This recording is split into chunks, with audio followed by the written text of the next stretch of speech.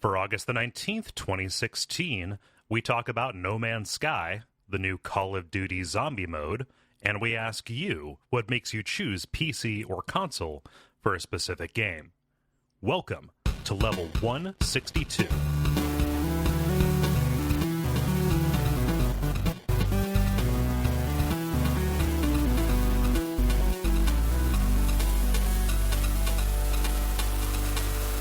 My name is Cole Ross. I'm Dennis Furia. I'm Jala Prendez. And I'm Ben Merkel. And you're listening to The Level. It's a podcast for people who love video games. And I did not prepare an intro. I don't know if there is any actual opening matter. I think I'm just going to lean on the fact that if we do not say anything about Gamescom, it's because we're recording before it even starts. So if something mind-blowing happens, please Called understand that. Fix it first, Cole. But please understand that we are coming to you through time. I'm making the bet that there's going to be some sort of huge apocalypse before we actually get to Gamescom. We don't need to talk about anything related to it. Yeah, we always joke about that when we, so by we, I mean Gary and I, when we record stuff crazy far in advance, is unless we die, in which case, hello from the grave. And eventually, just every day that you're alive, there's more chances that something's going to get you. Satellite's going to fall.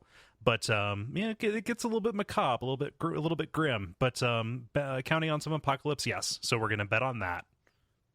I don't know. We should focus on the happy apocalypse lipstick instead. From Pitch Industries? Mm-hmm. Yeah. There we go. Wait a minute. Is Pitch Industries going to be I need to talk to them. I need to talk to the fictional versions of Gary and Brayton that are on that show. Oh, man. So, I can't think of any banter stuff. Anybody have anything they want to share with the class? I'll be talking about No Man's Sky whenever we get to the games portion. Ooh. Hell yeah. Wee. I'm going to throw in on that too, actually. So. Wee. Oh. Yeah, I've actually got new games to talk about this week, which is good. Dennis, how about you? You got anything big going on?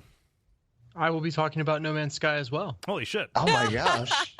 I'm the only one who won't be. That's because I finally Man's finished. Sky. Yeah, well, I fucking finished VLR. That's my news. God damn. I think it's hey kids, get off my sky now. Oh man. Well, I mean, it sounds like we've got a lot of that, but that's for later. That's for later in the show. The only thing I have is that my butt hurts from doing marathon training and running up a lot of hills. That is all. So that is all I've got. My butt hurts. This is just like a general fatigued muscle ache as opposed to an acute pain. Yes, at this point Or in time, versus being it's angry just on the internet. Yeah. How many miles are you running at now? Oh, it's not it's more about the time that we're running and the type of training that we're doing. We're doing 7 or 8 right at the moment, but we're working up, mostly doing hills and just kind of endurance, interval training and stuff like that.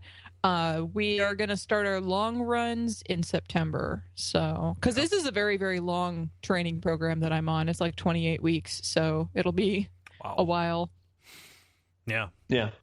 And this is going to culminate in you doing a marathon in October? No, that's the half marathon. I ended up, I signed up for a half marathon, a 25K, and a 30K, which are all the warm-up series. Mm-hmm. And then the actual marathon is in January. So, yeah. It'll be a while. It sounds like a video game. Yeah. Even a half marathon is much farther than I have ever run at one point in time. So. I think it's further than I've ever driven. Oh, man. Well, that's cool. But Jala has another early rise tomorrow in order to go train. Yeah. So why don't we proceed? Why don't we kind of chug through this? We've got the usual kind of show for you: the brief, the multiplayer, and the grind. And we're going to get started with the brief, where we talk about things that are happening in the world of video games around us. Oh boy, I did have the Slack channel open, and I was going to throw off to somebody who had the most relevant and timely, but I navigated away so I could tell Dennis what's for lunch tomorrow if he wants to come join us. I'm gonna be in a different building. I'm somewhere for research tomorrow. Okay, all right. No, I will eat your lunch one of these days. I understand. I mean, it's not even my lunch. I'm inviting you in the side door so you can come. Dennis, you're stealing Cole's lunches? Yeah, basically. That's essentially what's happening. Oh man, let's see here, Jala. Tell us about this crazy kill screen that we've got.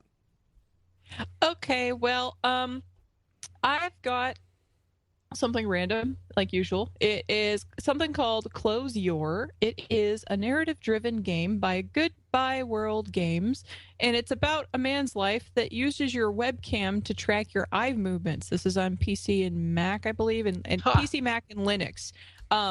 Every time the player blinks, the story skips forward in time for a varied length. It can be a month or several years forward in time whenever you blink. So it basically the kind of premise is like life passes you by in the blink of an eye, literally. Like that's what's happening here. It won the IGF award for, I don't know, best student game or something like that. It's on Kickstarter right now because the dev is hoping to use funding to expand the scope of the game from not just a guy, but a randomly generated man or woman. Maybe it's an alcoholic. Maybe it's, somebody else, and that kind of thing. So the experience varies every time you play, and it takes inspiration from the game Apartment. I thought that we had discussed that one on a different brief, but that was a totally different game that I was thinking of that also took place in an apartment and was a narrative-driven game, but it wasn't that one. So I've downloaded the demo for Apartment to see what that is. I've looked at the trailer for that, and that looks interesting. Close Your also looks interesting, so I'm actually backing the Kickstarter for that. So, yeah. It just is an interesting, because one of the things that I like about indie games in particular is that a lot of times they like to just jack with their ways of telling stories and presenting the material to you, and just kind of giving you different methods by which to absorb whatever it is they're trying to get across to you. And this particular game, this is the first time I've heard of something like this, and again, it's probably out there already somewhere else, but where it's each of the narrative sequences lasts only as long as the player is paying attention to it. The moment that you blink or turn away or something, then it switches. So that's actually pretty neat. Nice. No, this I love the art style for this. It's kind of the same art style we use for a lot of our videos at my day job. Yeah, this looks pretty cool. That's a neat idea. I'm surprised they didn't hop on that lucrative click branding. The Adam Sandler movie. Are you referencing the Adam Sandler movie? Yeah. Wow, deep cut. I don't know if it's deep. I think it's incredibly shallow, but it's like a very poorly dug latrine. No.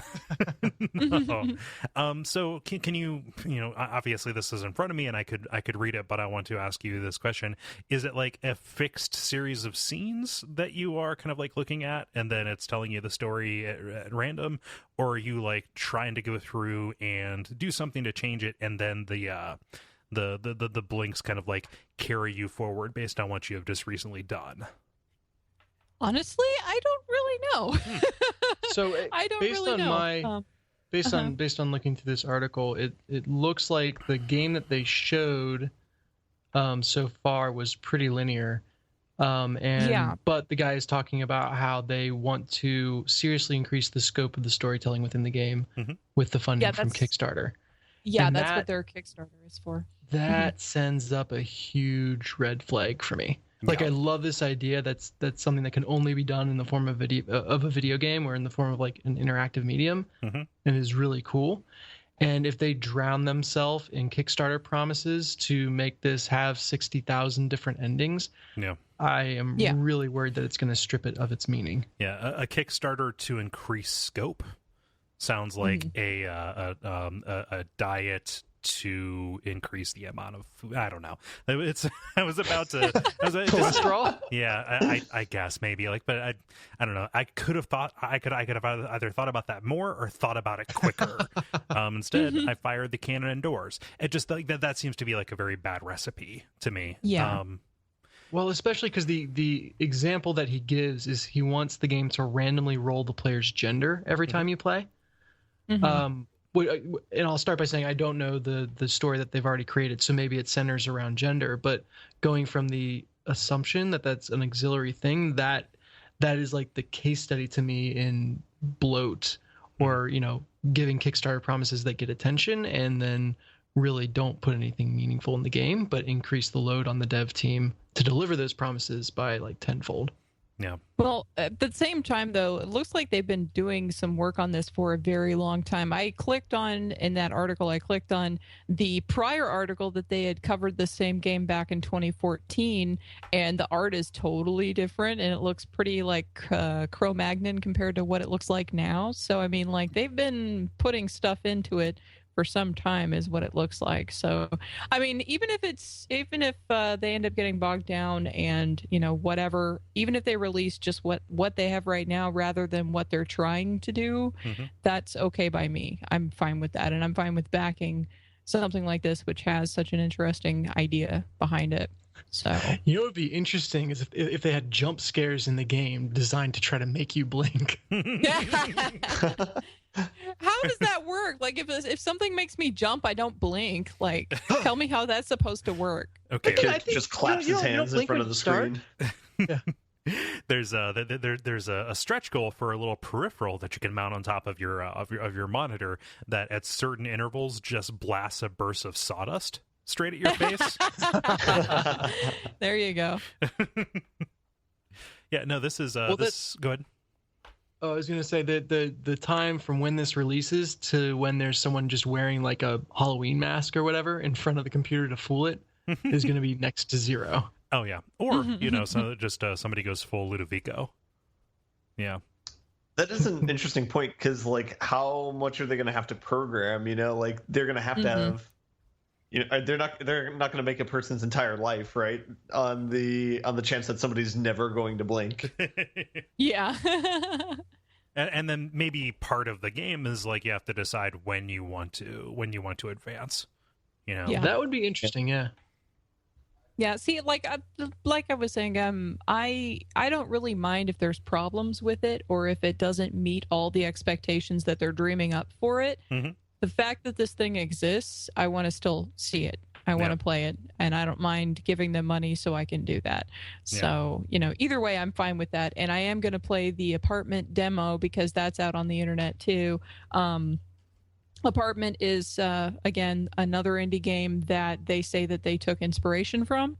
So I want to take a look at that demo. Nice. So. Yeah. Very cool. Awesome. Yep. Let's see here. I'm going to go ahead and do mine. So this is some follow-up on last week's story about the controversy around the Overwatch loot boxes, specifically the ones related to the Rio Summer Games. So internet gonna internet and complain about stuff. And actually, the fix that Blizzard has made, the adjustment that they has made, kind of seems to be laser targeted at kind of the problem that people pointed out with the way these things were presented. But it also seems to be to serve specifically to create a wedge and create an opening for them to do much more of the same later on. So they've made a change to the verbiage, and trust me, this is exciting. They've made a change to the verbiage in the descriptions of loot boxes. To change it from saying you can use your credits from the items that you already have. So if you get an item that you already own, it's turned into credits, which before you could use to buy specific things or just kind of like fold back in for additional chances, right? So it used to be, hey, acquire any specific cosmetics you want. They have taken that and changed it to you can use this to acquire many customization options, addressing the concern that people have. Well, not addressing it, but just admitting to like, hey, this is the plan. That they, with the Rio ones, they've taken away the ability to just kind of like claim back some credit, or at least another chance to, get another loot box, with the repeat items that they get. And what they've done is they've kind of just cemented these special event things as, their own separate tier of collectibles up here. Yep. And so they've accurately reflected the shitty thing they're doing. Congratulations. Well, it didn't take long. But then again, I don't know if this ruins anything. Like, this is purely cosmetic, and that's very much like an opt-in kind of thing. Like, I increasingly can't bring myself to feel annoyed about this. But I understand that people did want to get in there, and like if the text didn't match the reality, then all of a sudden, like, anger comes when an expectation's over here and reality's over here, right? Like, that disparity creates the kind of upsetness that we've seen. It just feels so wrong to see whale bait in this game. Like that, that feels dirty, especially because it hasn't gone free to play yet. But they've just kind of up front been like, yeah, you can pay us for this game, and we'll have all this free to play bullshit. Like, they can have their cake and eat it too, or have their cake and take ours to eat too, or whatever. Like, and this, I'm being a bit hyperbolic. This hasn't caused me to stop playing the game, and I don't harbor any ill will towards them. Like, I think it's a bad business decision, but it's no more than that. Yeah. But still, I would hate to see more games mirror this in the future, and unfortunately I think that's where we're headed. And it just sucks to see a team like Blizzard, who typically puts so much care and so much attention to this sort of thing, go that route. Yeah.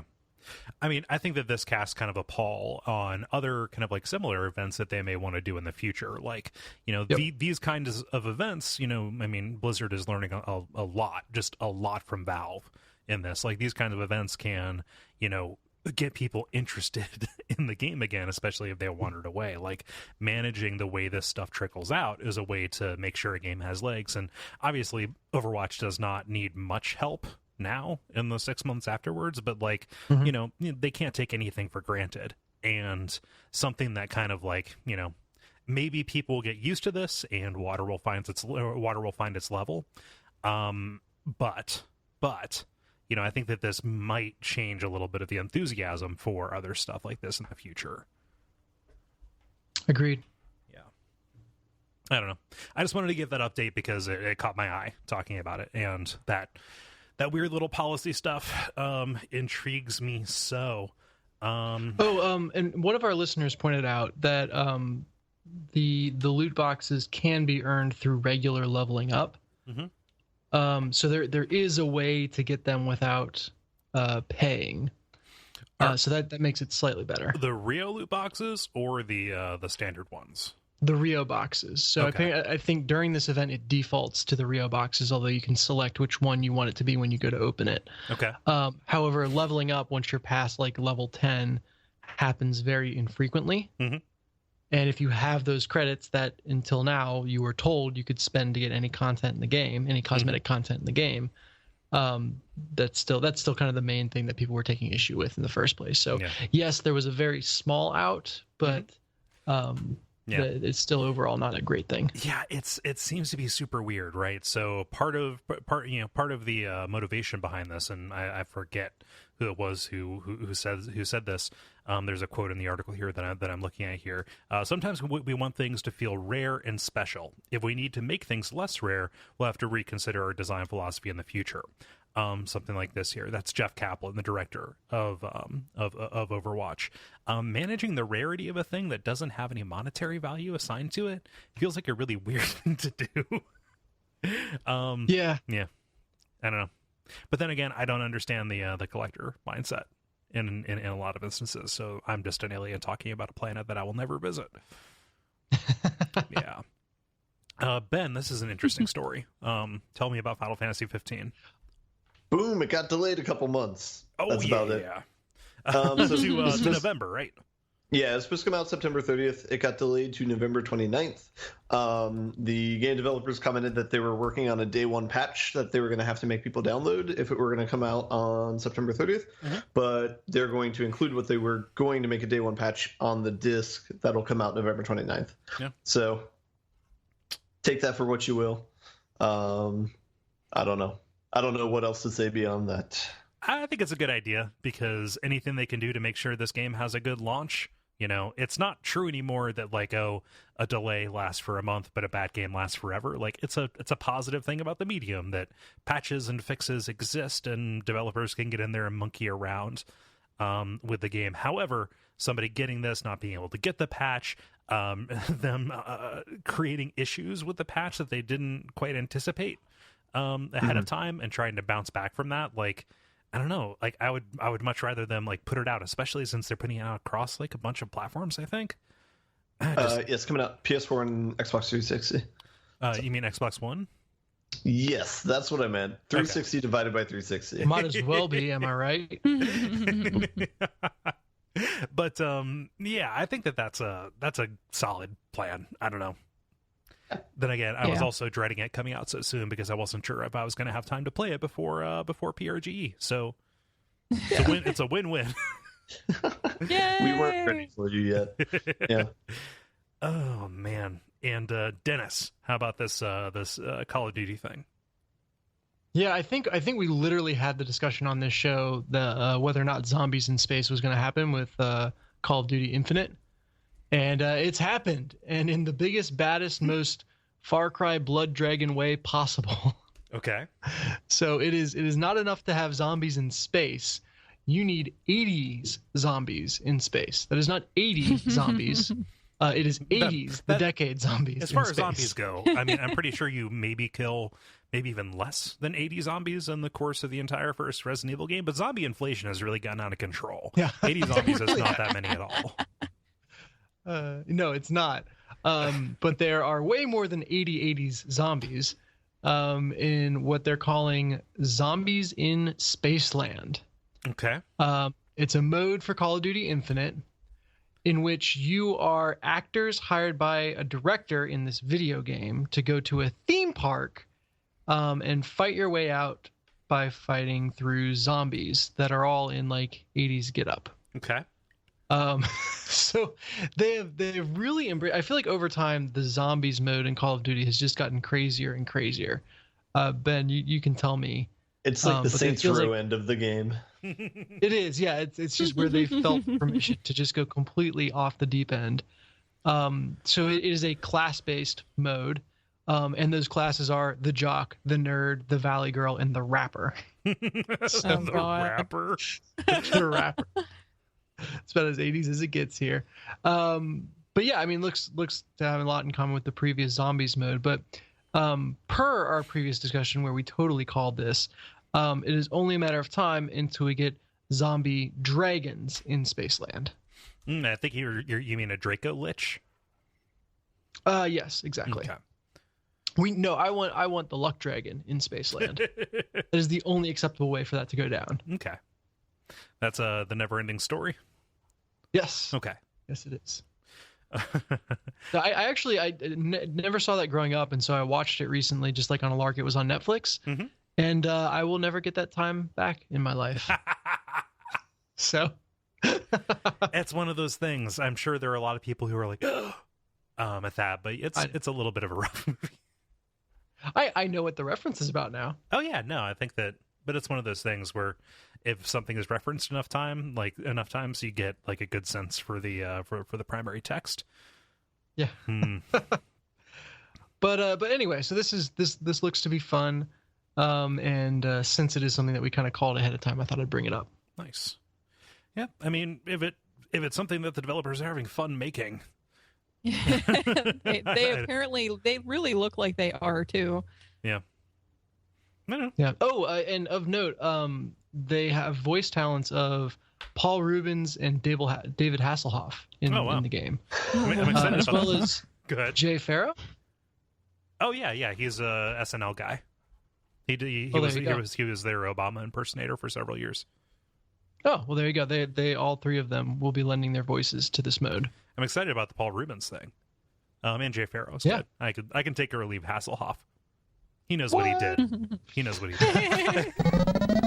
Multiplayer. Now it is time for the multiplayer, where we ask you a question, and you, if you take the time, and we're so appreciative that you do, you answer it. This was a question that was offered by Greg, And Dennis, you put it up? Yes, that is correct. See, it's important who put it up, because that's the person who one might have of these read days we're gonna one of these days we're gonna think to ask or figure tell out. you before. Beforehand. Also, I can look and see on my special admin view who posted it in our name. So like this is literally just me being incompetent. But Dennis, what is the question that Greg had us ask the nice people? Yeah, and Greg is a listener of the show, obviously. So yeah, not the secret sixth host that we haven't told you about. Although maybe we keep him on mute. Yeah. We keep him on mute. He's just screaming in the mic the whole time. Anyway, it's a fun joke. We have fun around here. we hell band Greg. Go ahead, Dennis. Yeah. Well, I thought this one was timely because of No Man's Sky and the attempted PC launch. Are either of you playing it on PC? No. Okay, I didn't mean to answer for you, Ben, but I am not. That's what I meant to say. Yeah. So all things being equal, glaring at No Man's Sky there, would you rather play a game on console or on a PC? Is the answer different for different types of games? Yeah, it was submitted by Greg. Yeah, and I'm going to get us started here with Michael, who says, I've always preferred console. Stability in operating is very important to me. Consoles, more or less, guarantee a game will run out of the box. That's a big plus. Also, I like a good controller in my hands. The one exception is shooters, which handle very well on a mouse and keyboard. And I have a feeling that Michael's response is going to be very, a lot of people are going to agree with Michael. Yes. He's not stepping on any toes with that response. No. Yeah, that stability thing is a big factor for me personally. Mm-hmm. Yeah. Jala, what does Amanda say? Amanda says, I love PC gaming, but I prefer being less isolated, more social in my house while gaming. It's difficult to do that with PC gaming, though. The rise of living room PC gaming really interests me. Oh, yeah. It's the best. Do it. Yep. I have not heard that. Is that essentially just treating a PC like a console, or? It's doing what I do. Like, you either just plug it right into your TV, or you get something like a Steam Link, and then you just have a controller, remote mouse and keyboard. I just, you're not sitting 1 foot away from a screen. You're, kicked back, and you're doing cool stuff and making friends. Very cool. Yeah. Hey, want to come over and watch me play a video game? Cool. I don't have more than one controller because I'm not a maniac. Ben, what does Ollie say? Ollie says, I like games that work right out of the gate. I don't think I've ever modded anything, so I'm fairly certain I should consider myself a console guy, a Sony guy to be exact. But my 4 favorite games of all time were PC exclusives to begin with, so yep, still a console guy. Well, you can't say that and then not say what those are. It was Roller Coaster Tycoons 1 through 4. Oh, okay. I assume. Yeah. Doesn't matter what they were. That's what they are now. You're bad. Yeah. Let's hear, Dennis. This is good timing. What does Phil say? Yeah, Phil says depends on the type of game and the mindset I'm in at the time. If I want better performance or to watch video or listen to podcasts while playing, I'll choose PC. If I want something to chill with and or able to play in multiple places, I'll choose PS4. Luckily, streaming to and from consoles and PC is becoming easier and easier. That's a big deal, actually, and I'm glad that Phil brought that up. Being able to stream? Yeah. So I'm still looking for a good, really long HDMI cable and HDMI splitter, so I can move my Steam Link in my bedroom, because there are lots of little, like JRPG style games that I have on Steam that would be really fun to play in bed. But I mean, I might as well just, if I'm doing that, I might as well just get another Steam Link. Like that box is really good. Yeah, sure. By which I mean the Steam Link. Like it is a neat little device. Dennis, are you still getting mileage out of the PS4 to Vita streaming? Yeah, I'm actually getting even more mileage out of it after I realized you can uncheck an option in the settings on the Vita that greatly increases the range at which you can do that remote play. Oh, wow. So like it's literally a checkbox. It's something called like Wi-Fi power save or something like that. Okay. And that changed it so I could effectively use the Vita when I was able close enough to the PS4 to directly connect wirelessly. To now I can just do it anywhere over the internet wirelessly. Nice. So now I can play pretty much. I've only tried it up in the bedroom, which is on the other side of the house. But theoretically now I could do it from anywhere. Oh wow! I imagine like if you try to do it from outside your network, you might run into like you must open up a port and. Yeah. So we'll see how that goes. My goal is to on one of those flights that have Wi-Fi, get connected to my PS4 via my Vita, and play a PS4 game. So you can play a slideshow of Scholar of the First Sin. Yeah, but I will have done it, and that is just a cool thing. That's why do people climb Mount Everest? To get all of the sex.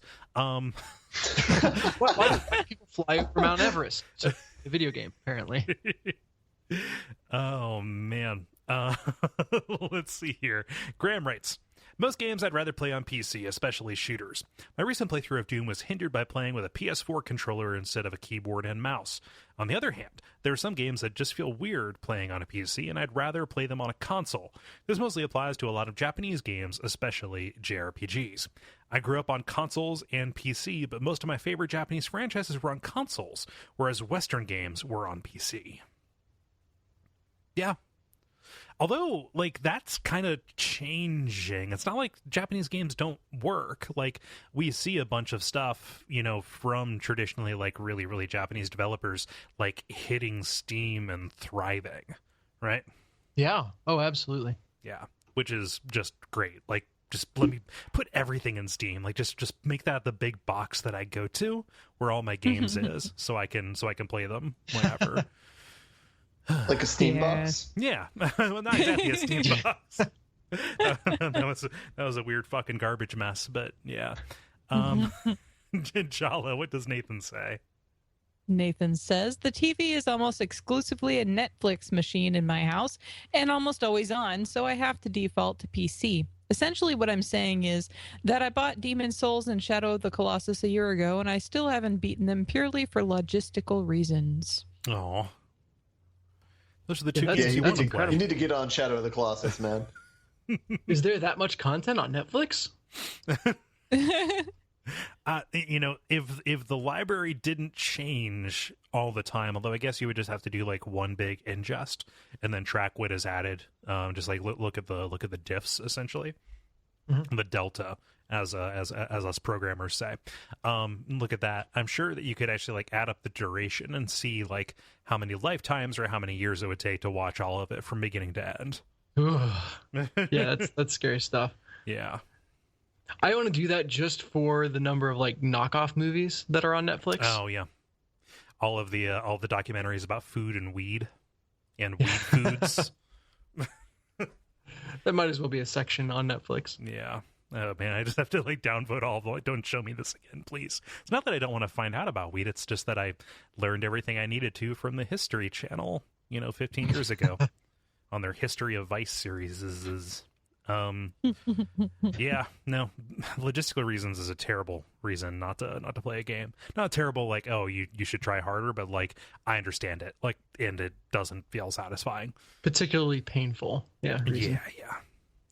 Well, see, that's actually that's actually why, I've said it before. I have a PS3 that I have never really messed with because it's just like it's in the same room as my PC, and that's in a separate building from the rest of the house. Yeah. And it's more comfortable for me to play my PC than to look up to where my TV is to play the console. So there's like no point, and it's uncomfortable. So so you're not going to want to do it.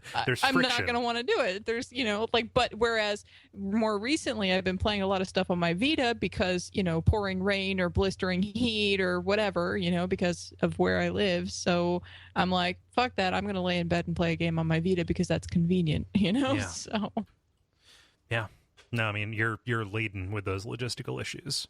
Yeah. Let's see here. Was that you who did that? Who read that one? Sorry. You need to check that box on that stupid index card I really of yours. do, yeah. I'm telling you. Ben, what does Derek say? Derek says, I prefer console. I think PC leaves too much room for variety between different players' experiences. With PC, my opinions of a game may be different from someone else's for no other reason than what the graphics card we had been playing it on. With a closed platform like a traditional console, I know that my Tomb Raider looked, sounded, and played just like your Tomb Raider. Aside from that, I grew up with consoles, so that experience just feels right to me, whereas PC feels kind of alien. I get this PC feeling alien thing. It's a weird new world. You know, like I played all consoles up until like college, and I still don't have a problem with either one of them. So I don't know, like it's okay. New things are okay. It's fine. I would love to. I mean, like go with what you're comfortable with, I guess. But still, it's all right. Change is good. It's fine. I would love to get like a quantified reason why it feels different. Because I understand that, like I get a little bit of it. I just wonder if it's like, again, all things being equal, like if you took a PC and you ran it through an HDMI cable to the same TV that you play your console games on and used the same controller, like if it was all just an Xbox 360 controller, would it still feel different, and why? Like if there was like a double blind kind of thing, like is it just the trappings, like the space that fills in between? I think it's kind of analogous to like a water fountain that's shaped like a toilet bowl, where it's like you just feel weird drinking out of it. It's kind of like it feels weird to play games on the same space that you're used to using like the internet for, or doing like whatever you do on your computer for. It just seems like that. If you're used to playing games on consoles, it seems like that's just not the space for games, Like a computer screen doesn't feel the same as like a television screen. Yeah. What I would say is on PC, there's always that psychological nag that it's all my fault. More so than in other areas. Yeah. No, exactly. Like if a game crashes on the PS4 consistently, I feel pretty comfortable being like, stupid PS4 is broken. Whereas if a game crashes on my PC consistently, I can take one step online and there's 1,000 people like, well, did you install this driver? Did you do this? Did you overclock this? Did you underclock that? Did you overclamp this? Did you neon struck this? And it's like, did you neon struck? I got it to work on my machine just fine. Yeah, no, I mean the problem must be you. Yeah, give it the clamps. What's really weird is that, like, I hear all these horror stories about people who have all these problems with PCs just not playing this or that game. I've only had that happen once with Shadow of Mordor, and I just didn't feel like fucking with it, so I just returned it and was like, whatever. Yeah. And I didn't have enough of an emotional investment in playing that particular game that I felt like I needed to jack with it. But, like, I'm like, okay. Like, I haven't had any issues with stuff not working on my machine, so I don't know. That's for weird. a man who's had a Ghetto PC for like the majority of his life, I can totally relate. Yeah. Like struggling to get through not Inside, but the game struggling to get through Limbo. Yeah, I can feel the pain.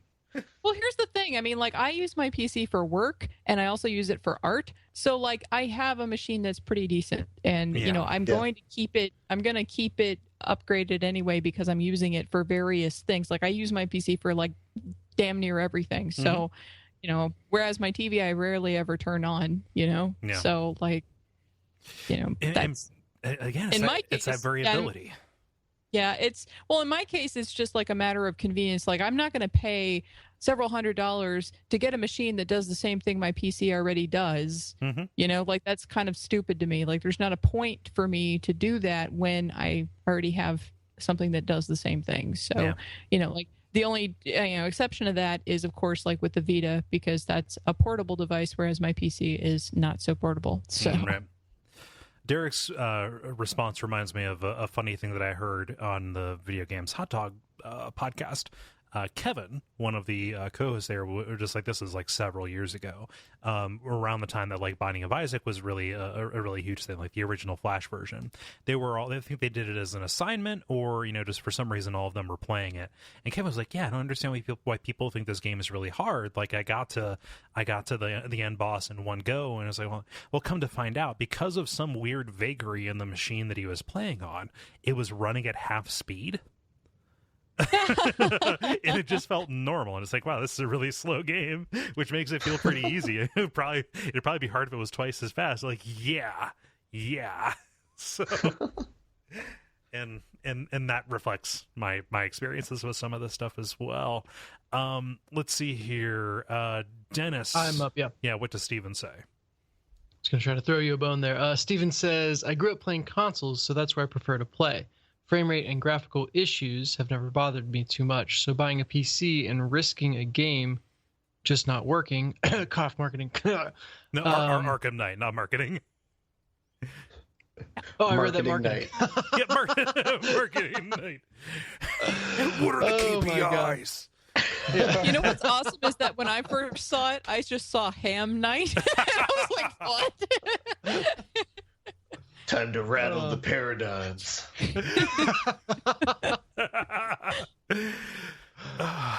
Continue, Dennis. I'm sorry. No, it's all good. So isn't particularly worth it to me. Plus, trophies rule. Counterpoint: Steam has trophies, and you can sell them for real money when you earn them. You can sell them for 4 cents, which doesn't count, which does not pay for the calories required for you to click those buttons.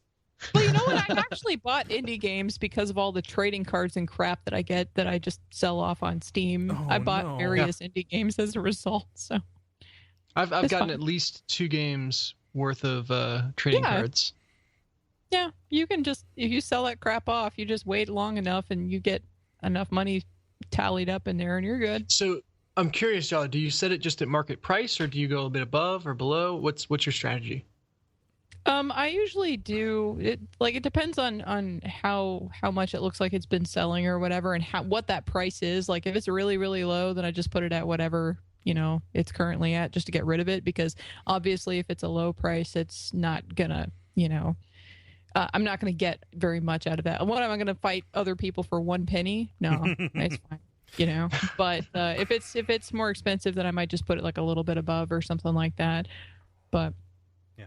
Anyway, I'm sure there's some like third-party service that does this, but what I want is some kind of like clearinghouse or arbitrage, where like instead of dealing with the market, I can just press a button and it just goes into like one big bucket, and I just like sell it at like a 20% loss, because like if it's found money anyway, I don't care that I'm only getting 4 cents instead of 5. Like dealing with setting the price, for something that falls under that threshold just feels like way too much of a bother to me. And so I'm sitting on an inventory that is just chock full of cards. Well, here's the thing. You should use my theory on it, I've never had something sit in my inventory for more than a week once I've put it up, but I religiously just go 2 cents above what it says the average price is, and it's always gone before a week is up. Huh. Yeah, and two, because I talk to people, like I'll be chatting with people and not playing a game because I'm chatting with people, so I'm just kind of sitting in my PC anyway, so I have time to like go and sell off cards or whatever while I'm talking to people. Yeah. So that works too. Multitasking. I have so many other things I could multitask around. Yeah. That's true. Not to sound above it all. You are above it all, Cole. It is fine. Jeez. I think that's going to be it. We've gone about 20 minutes on these. Thank you everybody for writing in. Let's get our responses. Ben, as somebody who just recently acquired a gaming PC, but also still has like console stuff, what's your gut on this? Like what makes you choose one over the other now that you have the option of both? Yeah, I think I'm going to go with the kind of general consensus where I think it's very game dependent, where it's like if it's a shooter, it's very much better if it's on the PC just for the control ease, but then if it's something more cinematic or more pretty or kind of like a movie version of a game, I would rather play that on a console just because it's on a TV screen. It would be bigger. So yeah, that's basically what it comes down to. So yeah.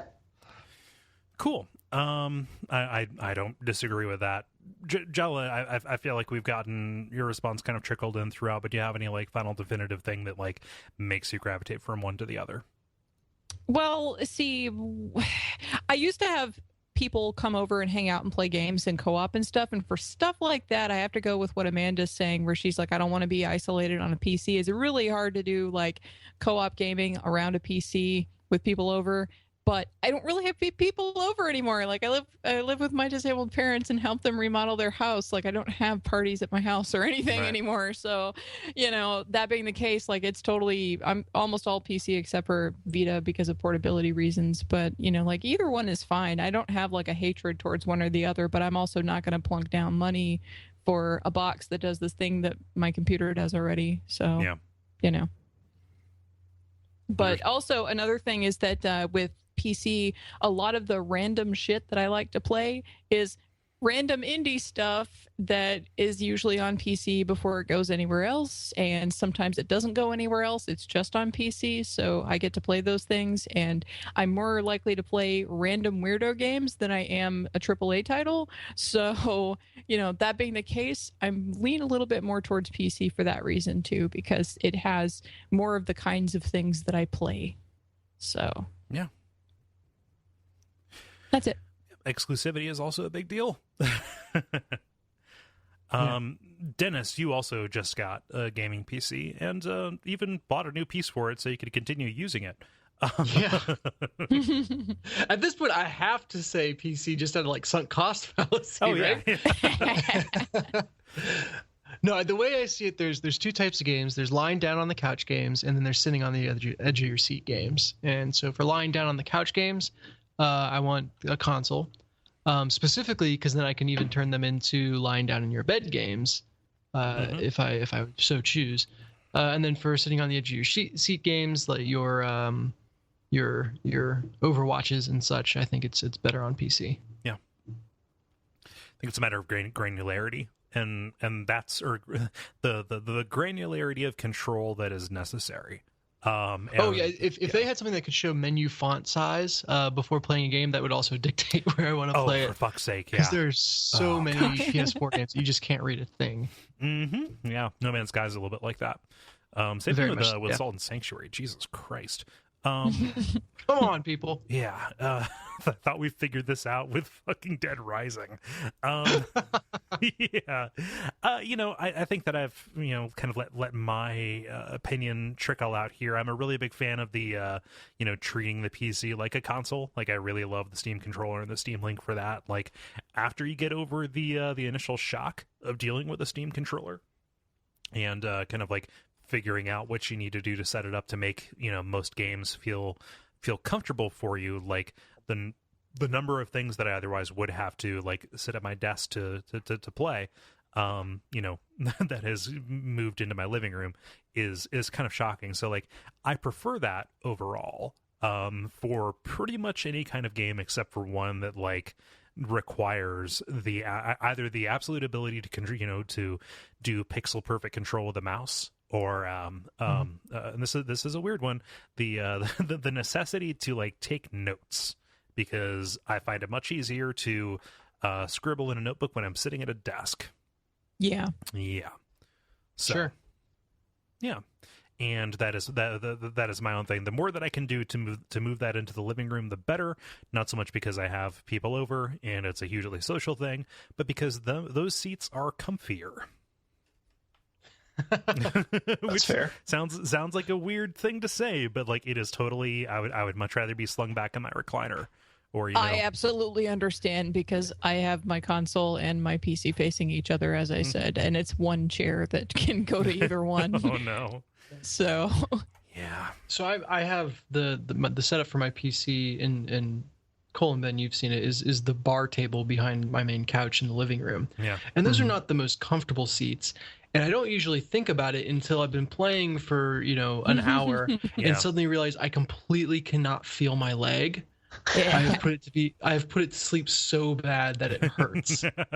Again, because I've been on the edge of this very hard wooden seat. Yeah, that's like me at work. Actually, like I have a very similar kind of thing. I sit on a very tall bar stool, No, but like your setup is actually really good for like a family kind of thing, for like socializing, because like you're facing the body of the living room, so like you can, if Jenna's watching something, you can watch it with her while you're doing this other thing. Like you're not locked away in an office. No, yeah. I'm kind of sniffle, cry. I'm in ideal entertainment multitasking position where I can watch the TV, watch my computer screen, watch out where Luke and Milo play. And I'm also right next to the bathroom, so this is the perfect spot. Nice. Well, yeah, thank you everybody for contributing to that. We really appreciate you taking the time. If you want to cast your lot in with these, and we're real sorry for people that we weren't able to get to, just head over to facebook.com/thelevelpodcast in order to check out those questions when they go up on Tuesday afternoons. And if you like the page, you sometimes get alerts. Sometimes you don't, but that's just Facebook being a cock. Yep. 3% unpaid reach. Boo. Ugh. Gross. The grind. Now it is time for the grind, where we talk about the games we've been playing over the past week. Jala, because you're in the time crunch, I want to throw it at you. Okay, so I streamed a little bit more of Resident Evil 6 with Sam. It was Leon and Helena Chapter 4. Yay! So that means we only have one more chapter to go, which we're shooting to do this weekend. So, if you happen to be in Slack or if you follow me on Twitter, you will see that ping whenever I actually play that with Sam. And then we will have finished Leon and Helena. Nice. Yay. I forget what is Helena's relation to everything. I forget what her role is. She was a Secret Service agent in, around the president, and then certain things happen. And the president gets infected with the C virus it happens in the first 20 minutes of that campaign. Yes. But anyway, that's who she is and why she's around the president and how she ends up involved, because Leon is being weird creeper best friend bro with the president for some reason, and I don't know why he's hanging out in the president's office, but he rescued his daughter. No, that was a different president. Oh, was it really? Yeah, wow. Leon just got a thing for presidents. Yeah, he totally does. So He's regular Frank anyway. So are you going to do Ada's campaign after that, or? Oh hell no, not Ada. You did that just to make me flip a table, Kole. Oh my god, I hate Ada. Okay, so I wasn't so I wasn't sure if your disdain for Ada was going to be stronger than your kind of desire to have Sam see that. Sam will see that if we get to that point and he wants to play that. But okay. There's other campaigns to do first. So I don't even think is Ada's even available until after you do everybody else's though. I don't remember. That was a patch thing. Initially, you had to complete everybody's, but they changed it so that that it was available. Which seems weird because maybe you have to just beat one campaign. In order to get her there, because it wouldn't make any sense if you just played Ada first, because she is just the connective tissue between different stuff. Yeah, and it's such a horrible, terribly balanced. It's just crap. Oh my god. Anyway, part of the reason why I don't like Ada is because her campaigns are always crap. Anyway, so all right, I did that. I also finished VLR. Virtue's Last Reward, the sequel to 9 Hours, 9 Persons, 9 Doors, and the prequel, kinda, to Zero Time Dilemma. Yes. And the tormentor of Jala for many weeks now. Yes. Yes. Yeah. Keeping Jala's so local mad. IKEA in business. I have been so mad. I am so mad. Okay, so first off, jumping around at the latter half of the game didn't bother me as much because I didn't have to go as far back, so it wasn't it didn't feel like I had to backtrack all the way the hell to the beginning of the game, which is how it was at first. So that was a good thing. Of course, it was a lot of fighting against the game all the way up until that point to get to the point where it wasn't as frustrating. Mm-hmm. But exposition dumpster diving, anybody? That was bullshit. Oh my god, I thought the exposition was never going to end, because right when I thought it was going to end, then it's blink, another thing has appeared on the little flow chart, and now you can go over there, blink, blink, blink. god. Yeah. You're like so you're extending beyond port. I mean, just like all of those, like to be continued. Like those Well, it's like those gates are opening up. Well, it's like the end of like the Lord of the Rings. It's like, when does it end? It should have ended an hour ago. God damn it, it's still going. Why is it still going? It's kind of like that. You can hear Jala pounding on the table. Yes, in a Mussolini like fashion as she is hitting this. I'm mad. So anyway, like, okay, I play Vizinobs, but here's the thing: the pacing in here is jacked. Like, I know, like, okay. Man, at that point, I was thirsty for it. Like it was giving, like it was showing me what I wanted to see. Like I didn't care. Here's the thing. Okay. If you're gonna throw gameplay elements into your Vizinov, that's great. Then don't just like throw up Vizinov for the last third of the goddamn game. I mean, like, come on, like you had like a flow going where, okay, there's this part that's novel, and then there's something to do, and then there's nothing to do, and you just kind of sit for a long, long time. I mean, like, I haven't played Metal Gear Solid 4, but that sounds like what they did in that. So Metal Gear Solid 4 was inconsistent throughout. Like, there was never a flow that they reached. I better not play that anytime soon. I'm gonna get mad.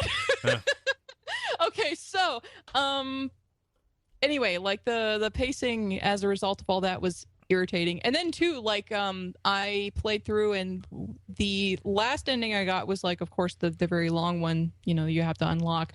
Luna's was the one that I did right before that, and that just it was doing that thing that Danganronpa did, where they're just telling me the shit that I already figured out. And I really wish, because this game is already bug nuts enough as it is, I really didn't want them to explain everything and underline everything that I just saw throughout all of the little skipping around bits. I wanted to just be left to kind of go, what the hell was that just happened? But then they had to underline and tell me every last detail and recap every point A to point B. Like, okay, the actual ending, the final ending, I didn't mind them doing it there. I didn't need to hear it for Luna. Yeah. And I felt like that was unnecessary, and that really could have been cut a lot shorter and been a lot less underliney. They really want you to like Luna. And like just her ending, you know, beyond just like, what is it? Is it Sigma or Phi's ending that is like the crazy long one at the center that extends? It's Phi. Okay. Yeah. Sigma or Phi's ending. Yeah. There we go. Phi's ending, like that ties everything together. Whereas like, shit. I was going to say something about Luna's ending, but okay. So people die in this game. They're like the cast gets really constricted down that one particular avenue, to a point where it's just kind of like, man, there are not as many voices here as I would think, and it doesn't feel like they are covering ground that feels especially relevant to the main thrust of like the coolest parts of this story. Like I can see that. Yeah, and that's really what I was just like, this is just, I felt like that was a waste of my time, because there was no way for me to skip through that part. And I was just mad about that. Now, the thing is I was thinking about it while I was sitting here scrolling through this like ungodly amount of just like tap, tap, tap, tap, tap text crap. And like, I was trying to think, would this game be better if it was, you know, just like a complete like anime series or something like that? And really I was like, no, because part of the point is that you have to select, ally, betray, you have to go through all the puzzles and stuff, and without that empowerment of you making those decisions, then it doesn't, like, the point doesn't come across as well, I don't think. Right. So like, you know, no, it needs to be a game, but some of this, like, okay, Phi's ending, the ultimate ending, other than the fact that it just keeps on adding and keeps on adding and keeps on adding more crap. And then it says to be continued at the end of that. And then it says to be continued at the end of that. I was so mad. Okay, I didn't like the to be continued for the 3 years that it was in effect. But the way that it to be continued is pretty cool. Yeah. Well, so I'm going to put this question back to you as somebody who didn't play the version of 9 Hours, 9 Persons, 9 Doors that was, you know, like a mix of the visual novel and the puzzle game, you know, and who kind of felt like the experience was diminished for it. Would you have preferred to walk into this and have it just be like, do you think that the visual novel would have been stronger if you were not just kind of like waiting to get to the fireworks factory of a room escape puzzle? Mm. Because you read and like you as you said, you enjoy a visual novel, and what it sounds like is like the inconsistency is kind of bugging you. Well, the inconsistency was bugging me, but I don't know, because like I didn't have a fair playthrough of 999. I had only read it, so but then again, that game was also not as convoluted and didn't have as much stuff going on. Yeah. So like it didn't. That game didn't really feel like the choices I was making were quite the same impact, even though they were. Like it seems more direct to say, are you going to lie or betray this, with this person versus I'm going to pick a door or whatever, which is what was happening in the first game. So like the kind of personal implications in VLR make me feel that I need to have those choices. Mm-hmm. And I don't know that 999 really needs that. So the choices wouldn't go away. You would still, branch as you go there. I'm specifically talking about. Yeah. I'm specifically talking about like the room escape stuff. Okay. I don't know. Like I would have to see it in that format to really know if that would make it a little bit smoother for me or not. But I do know that one thing that was also bothering Phil, because we have to bring up Phil at least twice every episode, Phil was bugged by the fact that they have those traversal parts where like they show you going around the map and opening up doors and crap, and you can't boop any of that. Boop, yeah. Bing. And that gets really like you're just trying to get to the next part. And then too, like the parts where there's announcers and the announcer says the same thing every time, but you can't skip it every time. You have to listen to it every time. Yeah. Like that's irritating too. Like mild, those are mild things that could have really been skippable. Yeah. And that made it look less irritating. Those are handfuls of seconds that add up to minutes. Like for something that doesn't really like my orientation within this facility doesn't matter an awful lot. Actually, it doesn't matter as much as like the time that they dedicate to it. Yeah, and that's pretty much what I'm trying to say with that. Insofar as the room escapes, I enjoy a room escape puzzle, so I don't mind that, and it didn't irritate me at any point when I got to a room escape. So I don't really know that, that factored into me not liking it. I think it's just like, here's a lot of stuff you can do. You get to do all this stuff and manipulate all these things and make all these decisions, and then you sit, and then like at the end of the game, it's just sit for a long time and like. Mm-hmm. And then again, I think it's kind of like I had the same issue with Danganronpa when it was getting through some of those trials where it was just telling me the crap I already knew and I was just bored. It was the same thing that was happening here. Like not for the final ending, but like some of the other stuff, especially in Luna's ending, like it just was telling me crap that I'm just like, I got this. I got this. Is there an option that I could like get past this part? I'm done. It's the yada yada button, right? Yeah, I want a yada yada button because I'm just like done with this now. Can I just see the end of it? No. So, and the ending is just as verifiably bug nuts. I actually think that I understand more of what's going on now than I did in 999, because at the end of 999, I'm like, what the fuck was that? I don't even know. 999, like, like at not the climax of that game, but like when everything kind of like reaches its natural conclusion. Everything like okay, like I mean there's a bunch of stuff, like there's a lot of pseudoscience mumbo jumbo, but I can kind of get down with it. I can a little bit wrap my mind around the mechanics of what's happening, and then you just get something that is like never paid off ever. Yeah. Like that particular surprise, whereas like there are things that are revealed at the end of VLR that like I sat with and it's kind of like, man, how are they gonna do this? Like, how are they gonna square this away? I sat with that for 3 years. Well, see, and part of the thing for me too is, as I've said before, as irritated as I've been with how the mechanics of the game are, the story is interesting enough to me that I still want to play the end of the story, just not any time soon. I need time away from it to decompress. I need to decompress and play something that makes me happy for a while before I go back to playing this series. But it's funny playing this and going through all the misery that I did, because there was misery in there, to get to the end of it. has actually, I think, increased my tolerance level for potentially playing Danganronpa, because in playing this one, I reflected back on Danganronpa and said, the gameplay in that really was, are those tropes that are being played into so bad compared to this crap I'm dealing with right now? Oh God, that was loud. I was so mad. That's sorry, eardrums. Yeah. Sorry. There's a compressor going. Don't worry, it's fine. I was so mad. But anyway, so that was me playing this game, and the irony is that I still want to play the other one. Yeah. Just after I have had a long time away from it. Yeah. Take a break. Like wait for it to go on sale or something like that.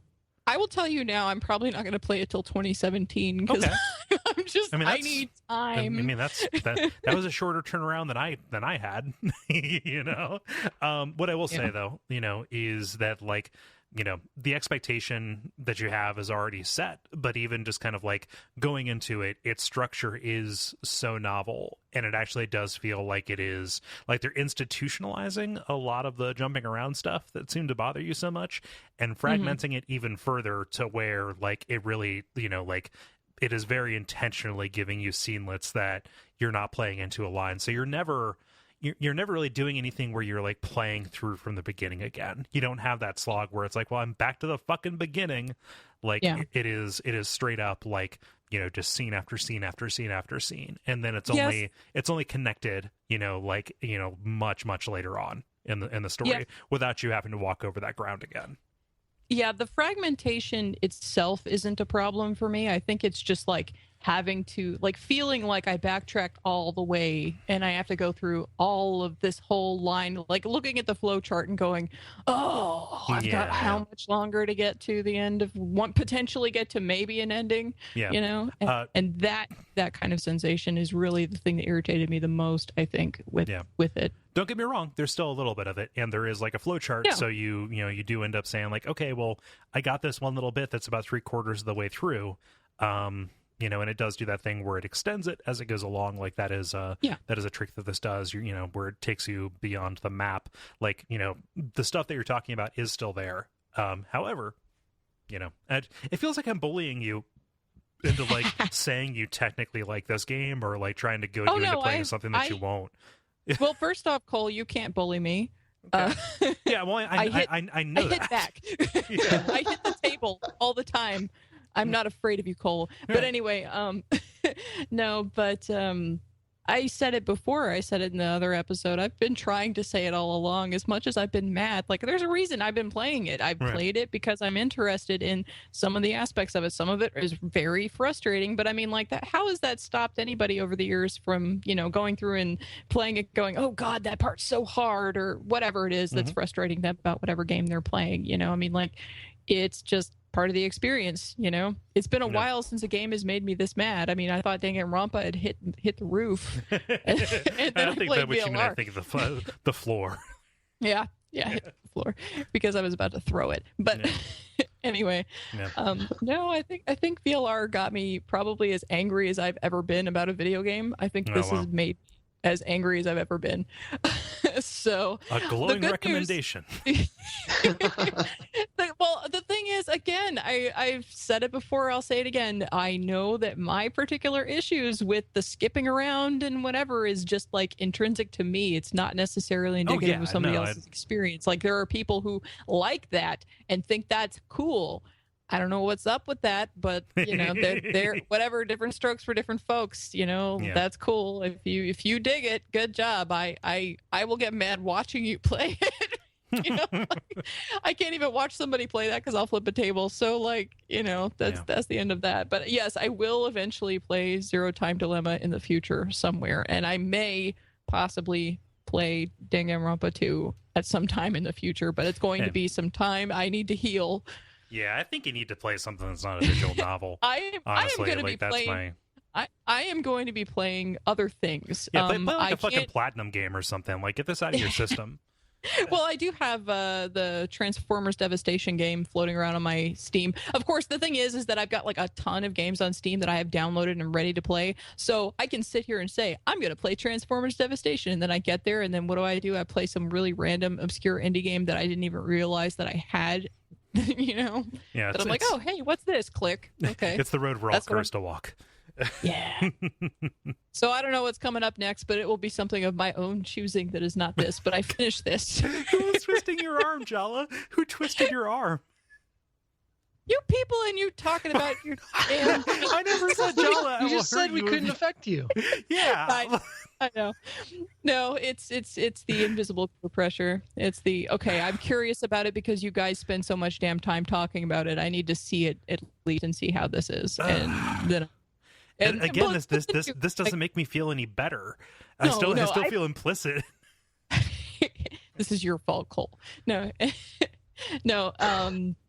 When I played 999, I played it just because I was curious, because I was like, okay, that's a game that sounds interesting to me. I want to try it out, And I still think, like, overall, I prefer 999 to VLR.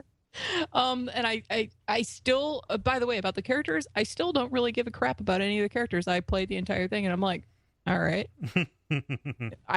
I still don't have any attachment to anybody, as much as they were trying to force Luna on me. And so whatever. Yeah. Although, like, the story in VLR, like, it makes more sense and is interesting in weirdo pseudoscience ways. So I'm curious to see what they do with it next, and that is why I will suffer through the rest of it that gets me there, the vehicle that gets me there after a healing time. Yeah. Or recovery break. So. Huh. Well, anything else? Nope, that is the only thing I have played. I was determined to finish it so I could move on. Well, for your sake, I'm happy you're moving on. I'm happy I'm moving on. I will play something else, and it will be fun, and then I will be happy next week. The Jala rage has ended. Yes, the Jala rage is over. Our national nightmare is over. For now. I actually had a listener tell me that they were scared. So I'm sorry. I probably really made you scared because I just beat on the table like twice. Yeah, I've got a low pass filter going on this, so like most of that was taken out. Don't worry about it; it's fine. Okay, good. Yeah, no, I gotcha. I don't want to inspire terror in the hearts of. Well, good. Then I'm going to resort to screaming for the rest of this episode. No, don't do that. It's a low pass filter. Oh man. Resort to bellowing. Yeah. Oh man. So Jala, if that is all, do you want to take this opportunity to make your exit? I'm not pushing you away. I just want you to know that since you are operating with a time limit, now is a time.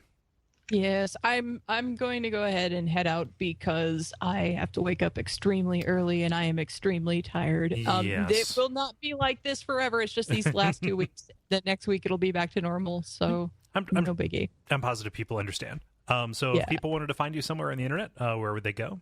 They would find me anywhere on the internet. Jala-chan. There we go.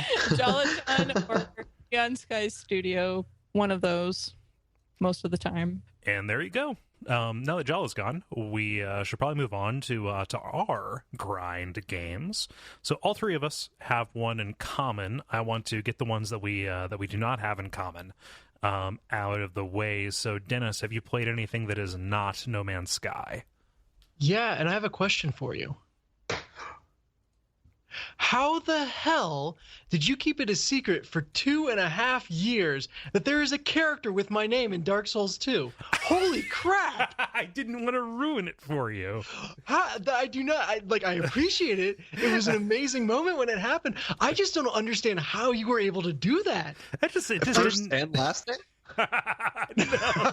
So there's an NPC invader, one of the guys, this is specifically Scholar of the First Sin, named Armorer Dentist. No, that's the name of the Duckfeed Live episode that is named after it. No, it's Armorer Dennis, and it's got the two ends and everything.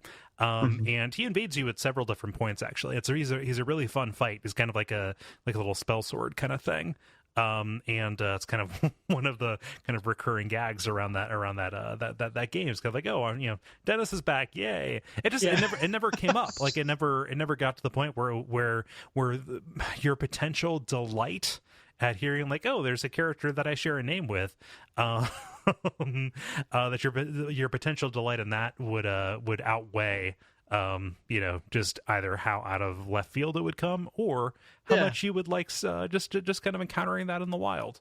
Yeah, discovering it on my own. Well, it was made all the more surreal by the way I discovered it, because right before, literally like the night before I played the area where you encounter him first, I had been posting on the Slack, and someone had been like, oh, I'm going to create a character to co-op with you. I'll probably call it like I'll do like a healer, and I'll call it Armor O'Dennis, which I realize in retrospect was like a pun on Armor O'Dennis's name. Mm-hmm. But I thought they were just being funny about like, oh, I'm going to be your armor, whatever. Like it just bounced right off me. But this person had told me they were going to create a character using my name and were going to be in the game with me. I had posted that the night that I found Armor O'Dennis, that I was going to stream this, and so people join me. So you thought that the NPC invasion was the person coming for help?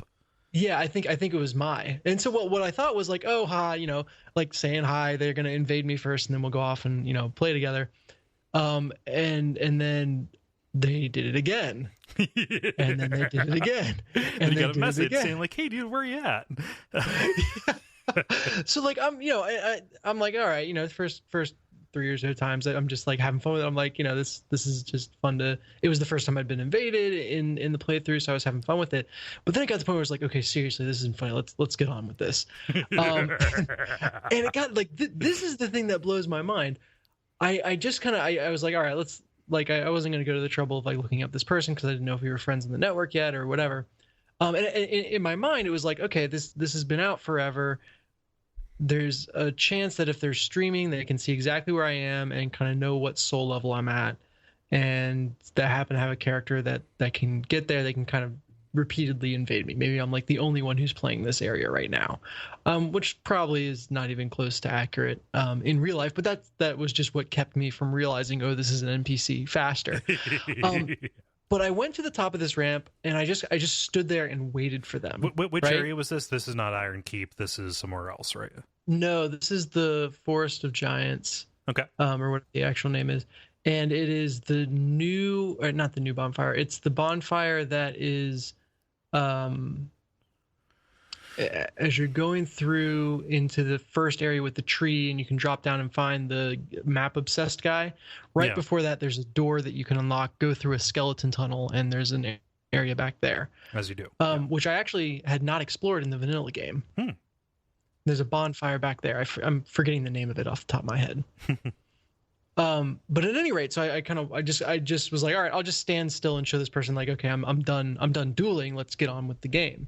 And the NPC that I thought was a real person walks up, kind of stands there for a second, and then does a freaking emote at me. The like, I'm coming for you emote. So you still think it's an actual person? I'm not like I had like that cemented in my mind that this was like I wasn't doubting beforehand, but like that's exactly what I would have expected a person to do. Mm-hmm. So I wound up quitting the game for that and be like, all right, I'm done with this. I'm going to come to it later, going and playing something else. And only the next morning when I woke up, I woke up with a thought in my mind of like, that person was really consistently able to invade you. And then I logged into the game again, and sure enough, there they were. And at that point, I was like, oh my God. There's like a little Saw montage while Lux Eterna played, all the pieces connected. But then I went from here's this person trolling me to there's a character that has my name in the game, and that is fantastic. So, that just, yeah, how cool is that? That's the most important thing that I've done in Dark Souls 2. Nothing else really matters so far. I have not beat Armor Dennis yet, though. I went to a different area. I could probably go back now. I've leveled up quite a bit and take it to him. Mm-hmm. But I have beaten every boss I've played. I have beaten on the first try. Oh, nice. Yeah, the bosses don't change appreciably, so you still probably have some muscle memory. except for the Pursuer. The Pursuer got me a couple times. Oh yeah. Every other boss has fallen on the first try, and I've done Dragon Rider. I've obviously done the Giant, and I've done the Skeleton King. Yeah. Or Kings, I guess. Yeah. So Skeleton onward- Lords. There you go. Yeah. I'm at that point where I haven't played it long enough that I remember like half of all the names. So Oh yeah. I'm going to the Hunters, Cops, and yeah, the bone regents. Yeah. yeah. As opposed to the bone reagents, which you need to cast certain spells. Well, yeah, those are important. Yeah.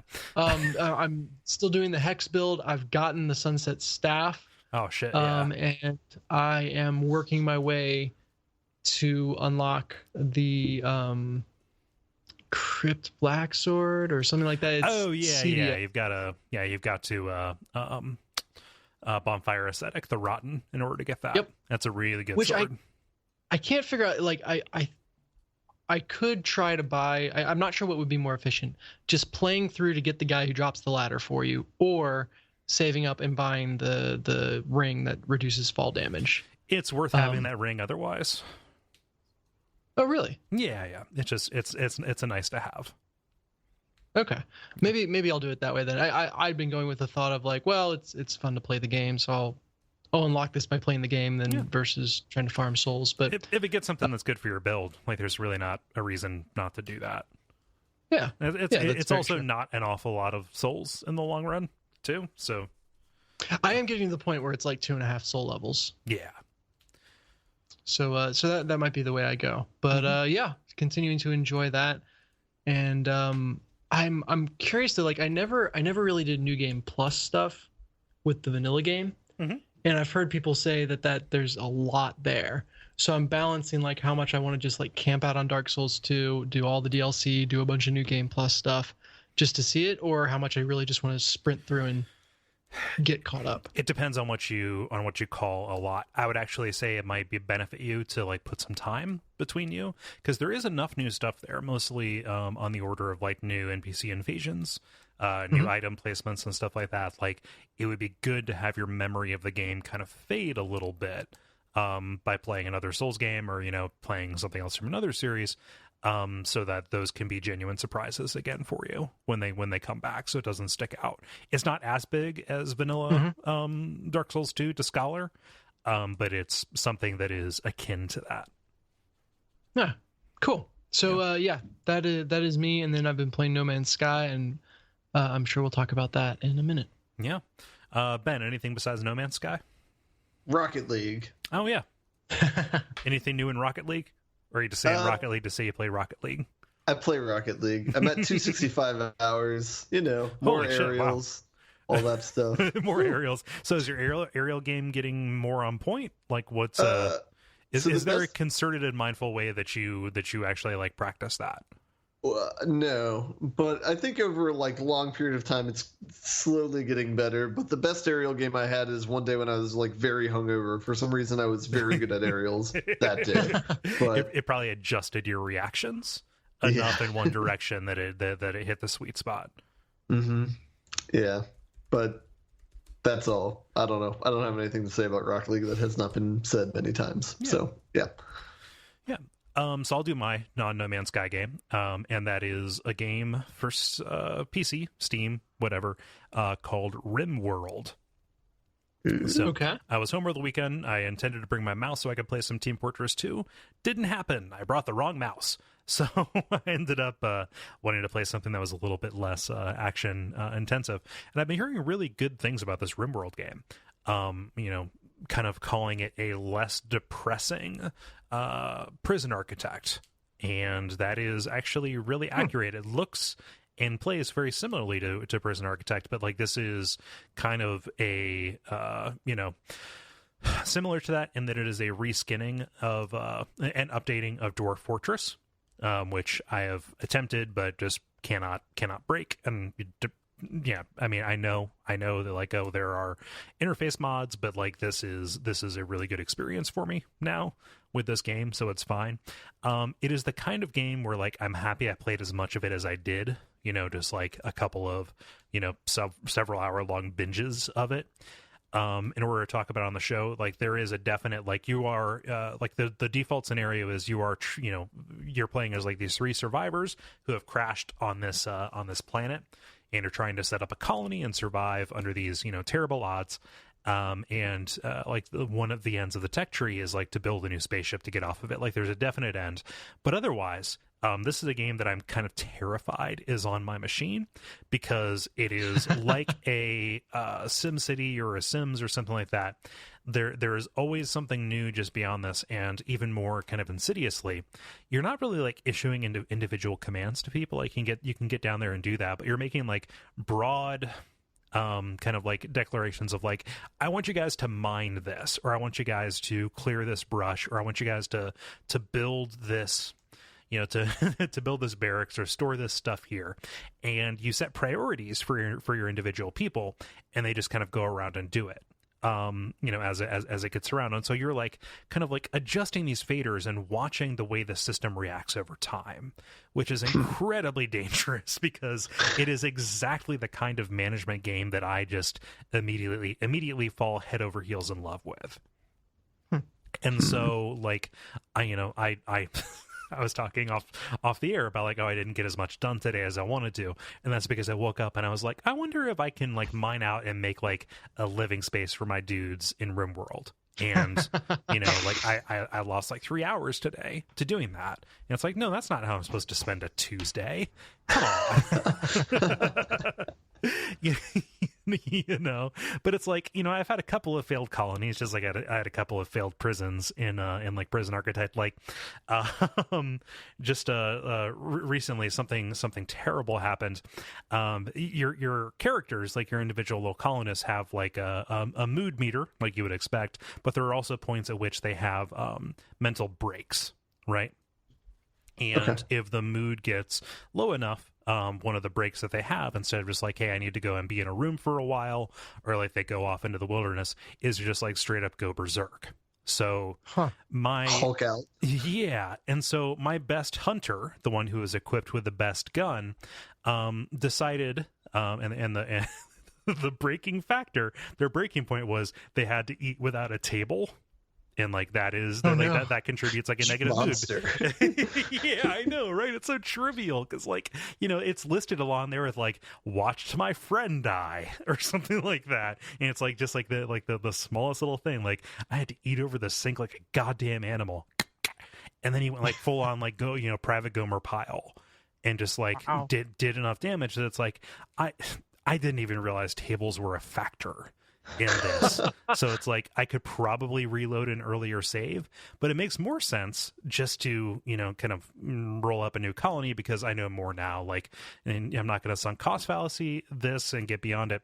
The second person and the second colony who went berserk, it was because they were again, things were kind of lean. I hadn't gotten the farming up to where it was supposed to be. The moods were kind of down. Somebody had just died of illness. Whatever. People have different tolerances for like ugly spaces around them, and one of the people that I have set to be really, one of the people who's really good at mining also is like really finicky about their environment. And so I had them going in, and I was having them cut like long lines down this big long thing, so I could do like almost like a core sample, so I could see where I needed to get the resources that I needed to make the kind of stuff that I needed. And it was in there, and mines are incredibly ugly, right? Like if you look at the stats for a particular room, it's like, oh, this is a hideous room. Well, yeah, because it's a dusty mine and it's dark and it's cramped and all of that. It's incredible that there are stats for the thing's aesthetic value. Yeah. Yep. I mean, just everything has this. Like you can look at the history of a person's wounds. It doesn't just tell you like which part of them specifically is wounded. Like, oh, there's a bruise on the left ear. It will tell you, how they were emotionally wounded in battle.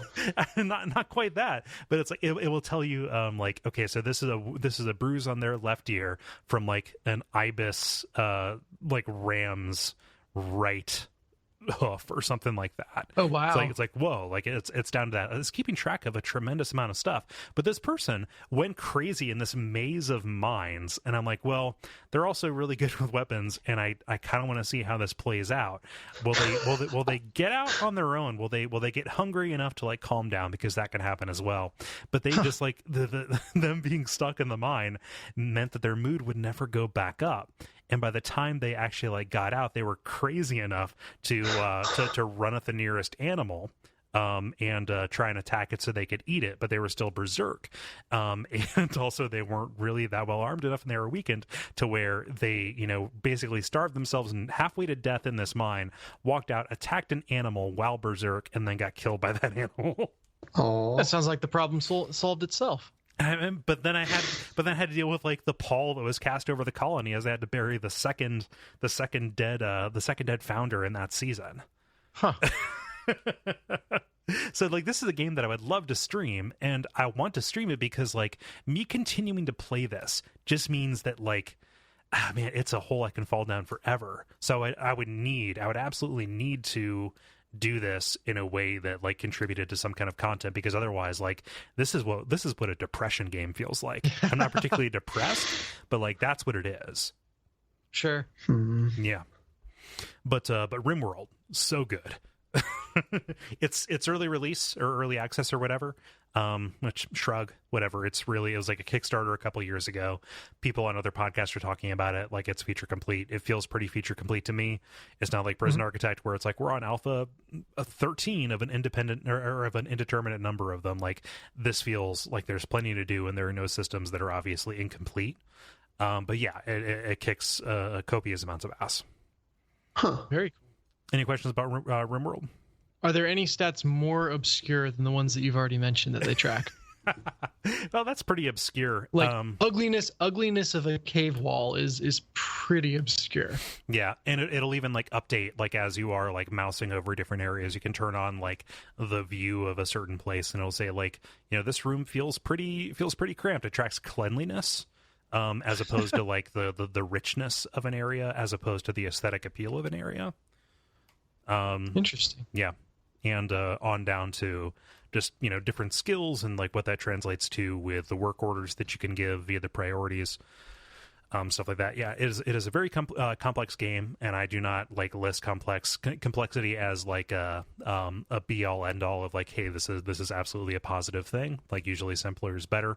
However, this does end up being it works pretty well. Benefits from the complexity. Yeah. And, just like you're going to have to like consign yourself to, or resign yourself rather to failing at a colony a handful of times like I did, just like that is the way that you learn about this. So you can't be too terribly upset about it. But it does reveal itself. The way that it kind of like categorizes this, and the way that you can select your difficulty or what kind of game you play, is you don't just select like a difficulty, you select like an AI storyteller. So like there are some, it's kind of like picking how you want to pay back your student loan. Like there are some that like ramp up the difficulty of like the random kind of disasters that come up as you go along, to tell like this story of increasing adversity that rises as you kind of like get more settled in. There are some that are kind of like incredibly random. There are some where like that stuff is kind of kept to a minimum, and then within those you can be like, okay, I want to build a base, or I want to have this be free play, or I want this to give me everything that it has. So it's incredibly granular what kind of experience you want to roll up. This sounds like an awesome game. Yeah. I'm intrigued. It's really cool. Also kind of expensive. If $30 for an early access game scares you away. However, like even just with the, the time that I put into it, I feel like it is spoken volumes for its value. Yeah. So let's talk about No Man's Sky. Yeah. Hell yeah. So we all got this for PS4? Yep. Okay, good talk. That's really all there is to say. My name's Kole. I feel like we need. Yeah. I feel like we need to put some structure on this. Like, how are we even going to go about talking about it? I don't know. Okay, so how many hours have each of us played of the game? Oh, probably only like 4. couldn't tell you how many hours I put into it, but I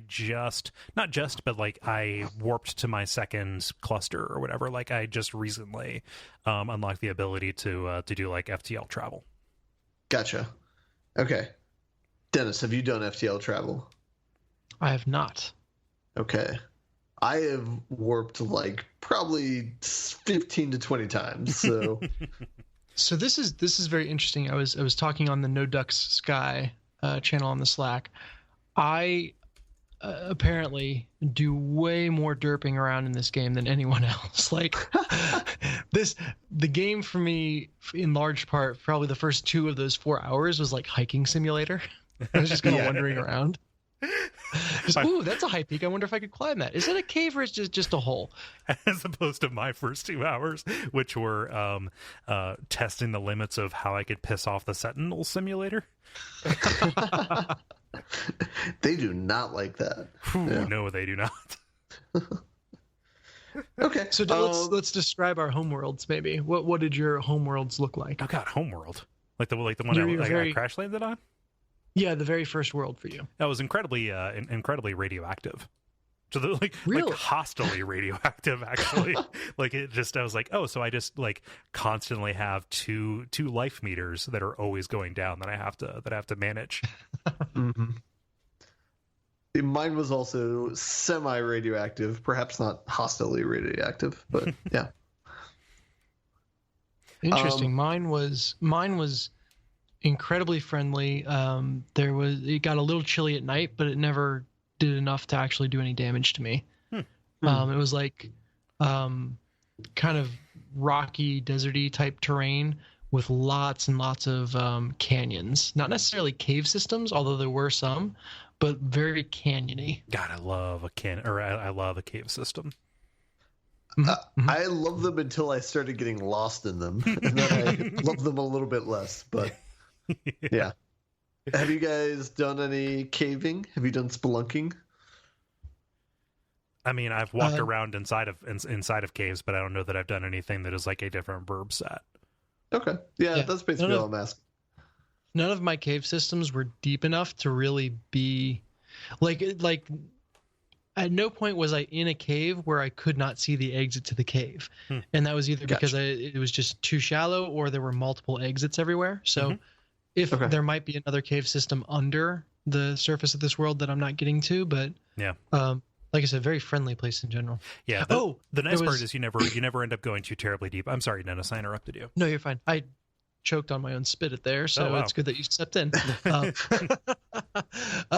I also discovered there were lots of like kind of squirrel variants on the planet, and one of them was literally like a squirrel with a pyramid head, straight out of Silent Hill. Silent squirrel.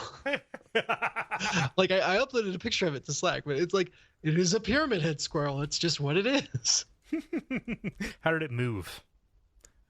Like a squirrel. I want to that executes people.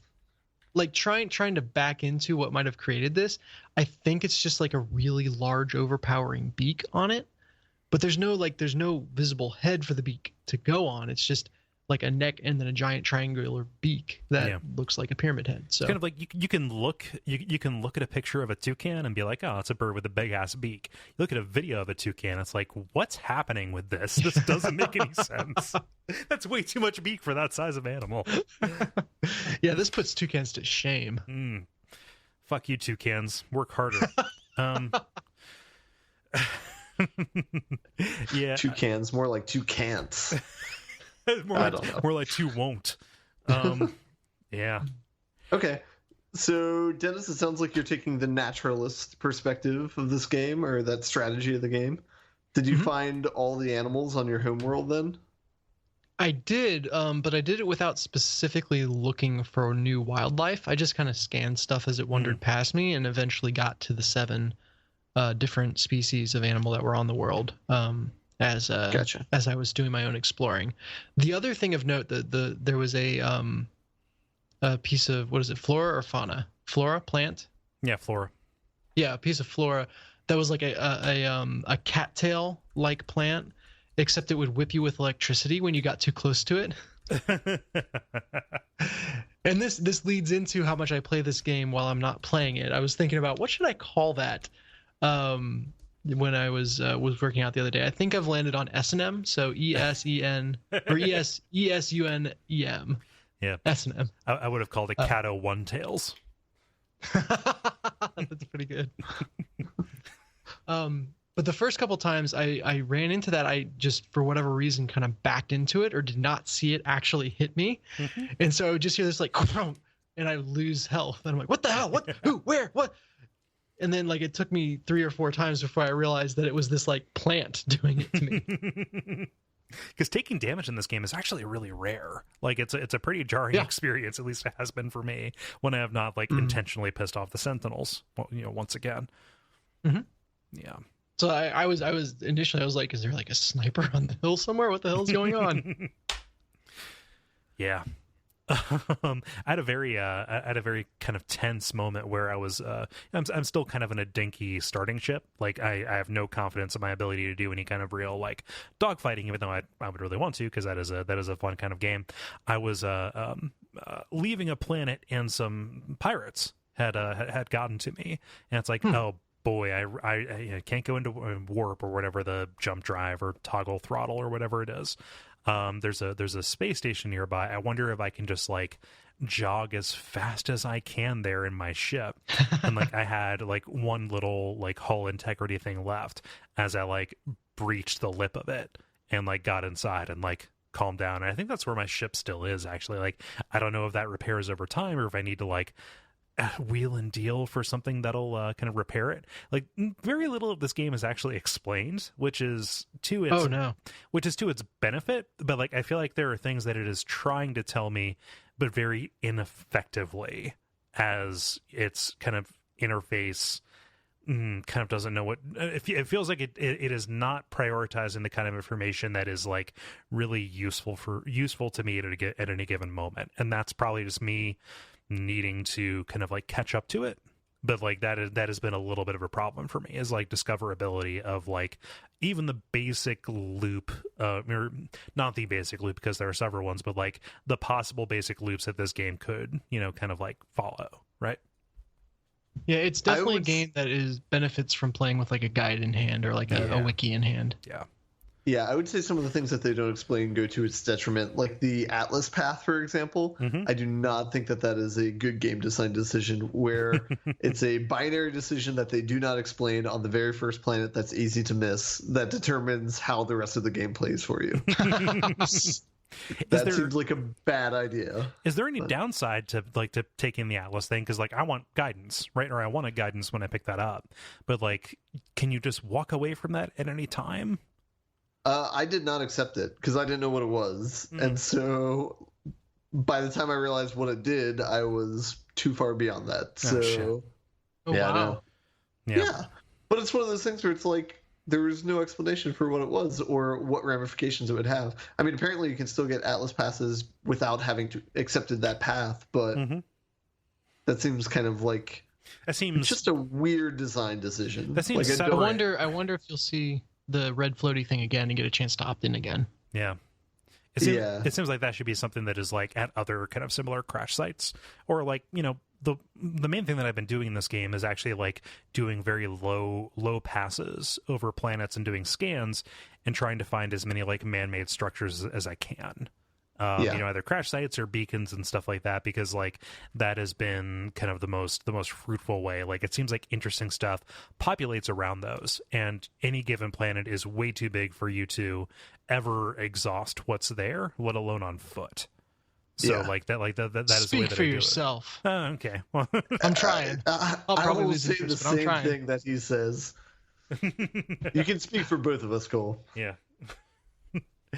But yeah, it's I don't know. I could do with more kind of guidance. It's neat that when it does kind of like present you with explanatory text, it's done in character. It's like in the voice of your incredibly eloquent space man. But yeah, like just not realizing you missed a boat that would give you like incredibly basic stuff, which is like, okay, you need to get off this planet. Here's how you could possibly do that. Yeah. Yeah. It is interesting that they don't explain any of like the resource and like how to upgrade mechanics, and they let you just kind of figure that out on your own. Yeah. Like I kind of like that aspect a little bit, and I thought that was fun for the first planet. Maybe we should talk about like the mid game. What, like, after you figure out the base mechanics of like mining for materials, selling them, and like getting more money and then buying things to upgrade your either spacesuit, weapon, or ship, what is there besides that in this game? They're seeing if you can climb that hill over there.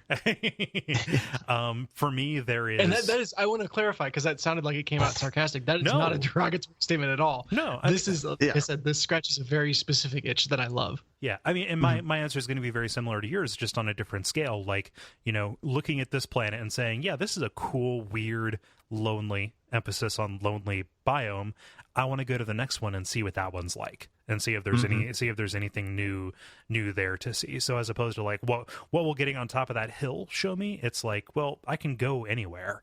So like, I'm just going to see like there's always another planet in view, and I can always like gather enough materials. Like the first thing I do when, that I've done when I've gotten to a new place is like gather up enough of anything or trade or buy what I need to give myself the resources that I need to jump away. But like, if I can planet hop and see cool, interesting stuff, I mean, yeah, the novelty is going to go away, because even though there are infinite combinations, it's infinite combinations of a finite number of parts.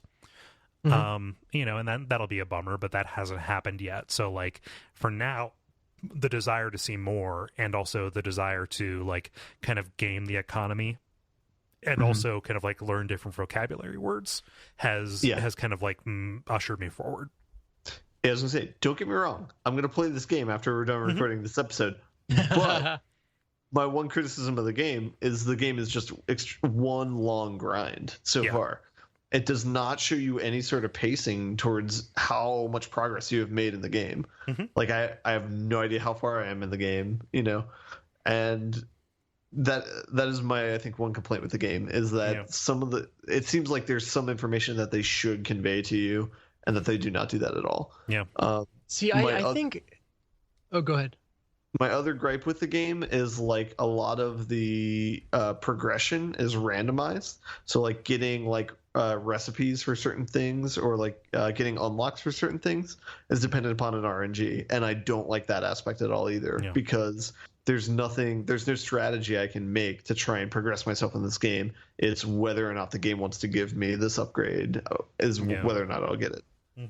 And that sucks, because like, in the absence of something big that you're kind of grinding or working toward, those little kind of like minor carrots or sticks, like, like, oh, I'm mining pretty slow, I recognize that there's the ability for that to happen. Like the fact that there's very little you can do to influence, like especially like a new ship. Like I've not gotten to a place where I feel like I can exert any control over whether or not I can get a new ship, which is a bummer. Just start mining gold, dude. For some of the upgrades and ship pieces, I'm with you. To your first point, though, I think that in large part, what this game is about is being in this vast world that does not need you and is not necessarily designed for you. And just feeling that incredible smallness and lostness and ability to explore. You're not going to have a meaningful impact on this universe. It runs on its own algorithm, and it's just fine without you. And that's very freeing to me, to just, as I phrased before, just derp around, to like just go and wonder. And that is frustrating if you are looking to progress, or I think if you are looking to quote unquote finish the game for a review. Maybe we will, maybe we won't get into that. But I think if you come to it as, I want to be somewhere beautiful while I fall asleep, this is incredible for that. It is an incredibly pretty game, and I think that like it is drenched in atmosphere, at least so far. Like, this is, I don't know. Like I'm always kind of chasing the mist dragon a little bit, not the mist dragon that you fight at the beginning of Final Fantasy IV, but like just that sense of being kind of like alone in an alien, and hostile place that you got when you went into certain parts of, Myst, the 90s adventure game. Like all of that, like I get that same feeling here. Like setting down on a planet and just kind of like, okay, I'm just going to see a bunch of cool stuff and just kind of encounter this place on its own terms. It feels kind of akin to Mass Effect, some of the planetary I guess it was Mass Effect 1 maybe. Yeah, with like the Mako stuff. Yeah. How so? I didn't play that game. I would also say, like, Dennis, I completely agree with what you're saying. When I was playing like the first couple hours of the game, like as I jumped to more and more planets, I feel like I started recognizing more and more patterns of the game as far as like what certain basically like templates for like what things you would find. Yeah. And like that's one thing that kind of hindered like the appreciation I had for the game, where like, things didn't seem as unique the more and more I traveled through planets, because I started seeing things that kind of ran from planet to planet. Yeah, that's not an infinitely long candle for the game to burn. Yeah. That's true. Although I will say that some of the outlier stuff that I've seen is incredible, and not just because it's like the Deernosaur that everyone's circulating videos of right now, but some of the stuff like you posted on the Slack of, there are these plants where instead of like a flower, it's got this like globe that rotates. And wait a minute, did somebody say orb? Maybe. Okay, no, it's fine. It was close enough. Oh, I did not follow that at all. Help me out. No, it's an abject suffering thing. We're obsessed with orbs now. Yeah. Okay, there we go. I figured it was something like that, but it's like this weird, crazy thing that's not weird and crazy because it's like, oh look, they mashed these two parts together wrong, but it feels cohesive in this really alien way. So, I'm wondering if that would be as special if there wasn't kind of this baseline of, okay, this is kind of the way it varies that you have. And that way, when you find something really special, it stands out. Yeah. It'd be so, if this is effectively infinitely vast and also effectively infinitely random, noise is only interesting until you find the pattern in it. It feels like, and this is a little bit like the design equivalent of like noise, right? And as you start seeing the way it's stitched together, start seeing the parts, it's like a weird, like almost inverse of the heavy rain problem, right? Like as you start seeing the way the pieces connect, eventually it's going to lose a little bit of its magic. What I would love, and like I would love this insofar as I would not know about it, if they had those novel combinations, or just kind of like, hey, this is a cool or momentous kind of like design element or blip, like somebody seeing this and kind of encountering it out there in the world would make them feel good. Like if they held that back in reserve and then like doled it out, or doled something out from that like extra special pool, depending on like if you reached a certain milestone or if this was your X number of jumps, because it seems like the persistence of what's out there is not necessarily important, right? Like there's nothing to indicate to me that like this world existed before I got here. It feels like it's just rolling up whatever is there as I kind of like, approach it. So like if they did kind of, meet it out like that, I could totally see it being like a much more satisfying experience if it was just slightly more designed. Sure. So it's like you've had 3 jumps, you're about due for a tentacle monster. Yeah. Or you're this close to the center, so like maybe we're going to start giving you, more of these, or maybe like the space travel is going to get more interesting. Maybe there's going to be more stuff, and there's nothing saying that they're not already doing that. I don't know, like Ben, would this fix your, would something like that like kind of like fix your misgivings about the way that it doles stuff out, or would it still just kind of be more of the same? I'm not. I don't know. So Ben, would you say you're close to done with this game as things have gotten more monotonous? No. Even though I start to see the sort of patterns, it is still fun to like fly from planet to planet.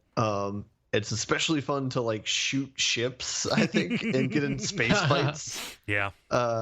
even though my ship is kind of worthless at it, like I specifically am trying to upgrade my laser to try and kill people, since it's like a double ability. It can mine for things and kill people. But that has not been too effective yet. I've died a whole bunch of times with that. But yeah, so even though it's a game that I think there are some definite poor game design decisions too, I still very much enjoy playing it. So I enjoy like the discovery of like a new planet and that sort of thing. Like that exploration aspect is really fun. Yeah, so I think I'll still play it for a little while. I'll probably try and play it and beat it, but again, I don't know how to beat it and how far along I am, or what beating it even means. Yeah. Oh, one thing I can't believe I didn't mention this on the top. I tried to buy this for PC. Okay. And this plays into our discussion earlier, and it just would show the Hello Games logo and crash for me immediately. And I tried. There's a list of like probably 20 different things you could try to fix it, and I got through like 7 of them before I was like, screw this. Like, I not have worth a PS4. God damn it. Yep. Yeah. And the original rationale was I bet eventually there will be some cool mod stuff for this, and then technically it's Money's PS4, so I want to be able to give it back to him, and still have No Man's Sky whenever he comes back in town. But after the frustration of trying to get this thing to work, and again feeling constantly like, oh, I didn't do this driver or whatever, like it's my gift to Money for letting me borrow his PS4. You know, if he winds up with it still on there. Here you go. It's waiting for you. Yeah.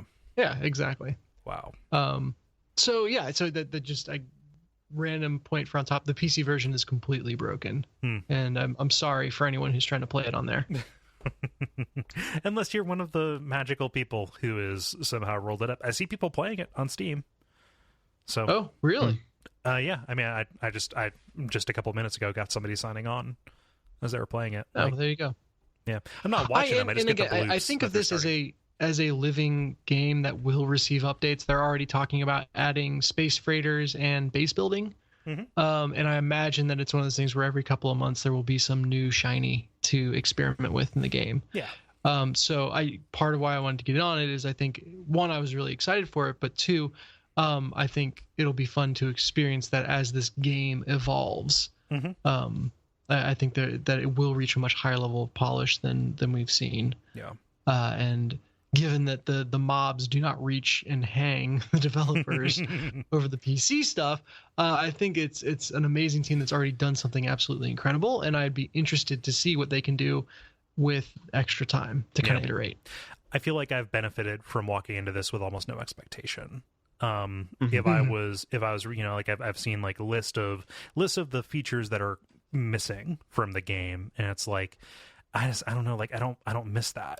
It's because I was never expecting it. Again, the difference between expectation and reality is anger, right?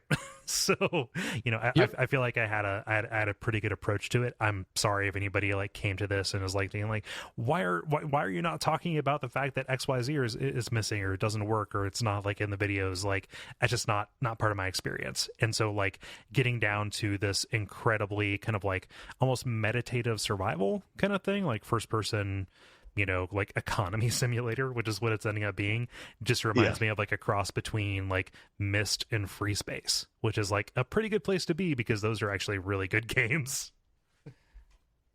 Yep. Yeah. Anybody have any final thoughts on No Man's Sky for this week? No, the soundtrack is very minimalist, but very good. Yeah, I dig it. I wonder if that's for sale, actually. It's kind of exactly the stuff that I would listen to while I'm working. Yeah. But no, I imagine this will be a game that we're checking in on every now and again. Yeah, at least a big updates. And I'm sure that as we, variously peter out over the course of time here, it'll end up, it'll end up popping back up. Ben, how about you? Any final thoughts on it?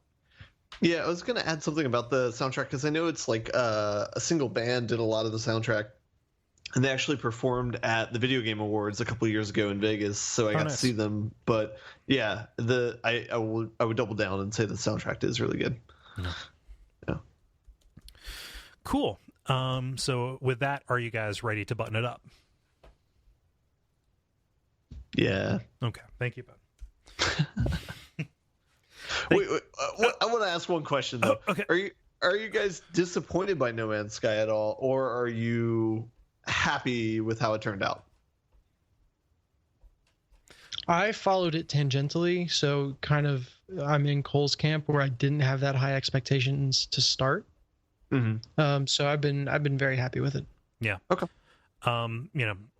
Pursuant to what I said earlier, like I walked into it only knowing the barest of elevator pitches for it and having not followed it. So like disappointment implies anticipation and it employs an expectation as it goes in. For what I was looking for, I feel like it's delivering. I think that the disappointment is going to, ultimately rest upon like whether or not just it can hold my interest. Oh my gosh. Sorry, Ben, I want to hear you answer that question. I have another question for you.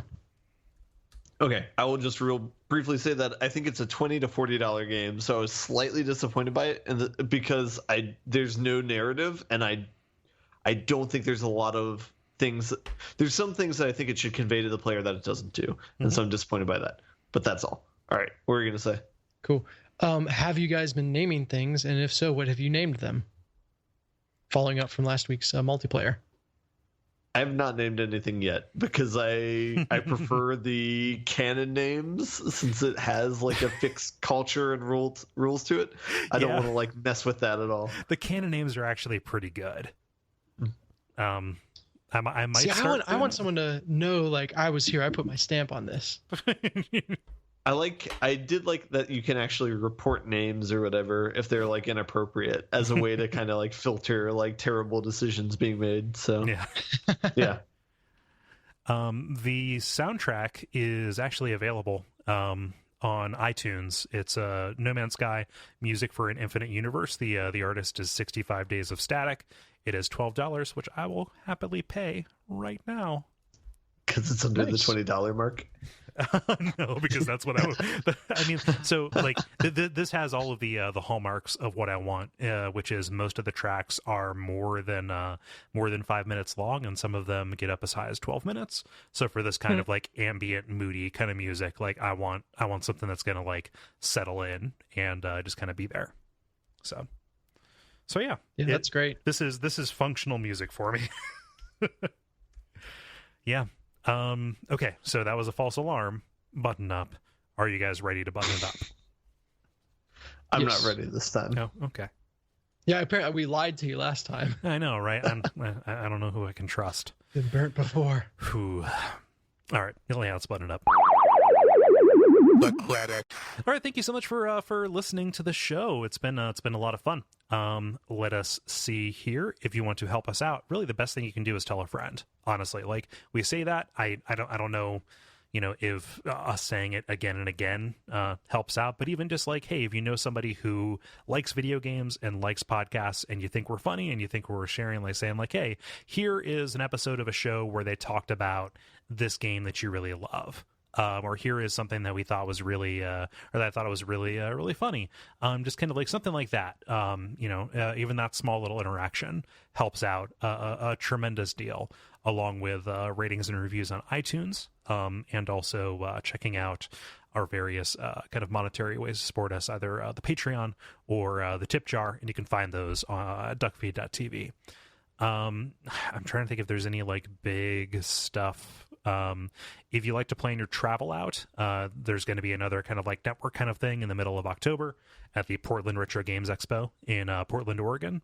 That's going to be a live Watch Out for Fireballs, but it's not just a Watch Out for Fireballs thing. You get to meet a bunch of folks, and it is always a good time. So maybe consider looking at flights for that, and also checking your calendar. It is a good time. Guys, am I missing anything? No, you're right on it. Okay. So I've been Kole Ross at Kole Ross on Twitter. I've been Dennis Furia at DFuria on Twitter. I've been Ben Merkel at Merkelizer on Twitter. And stick around for some titles.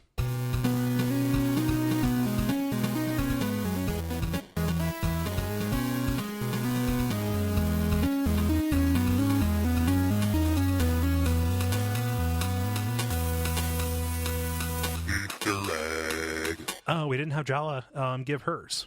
Shit. Did she pass? She gave hers before she left. Did she? She did last time. She said Jala-chan in places.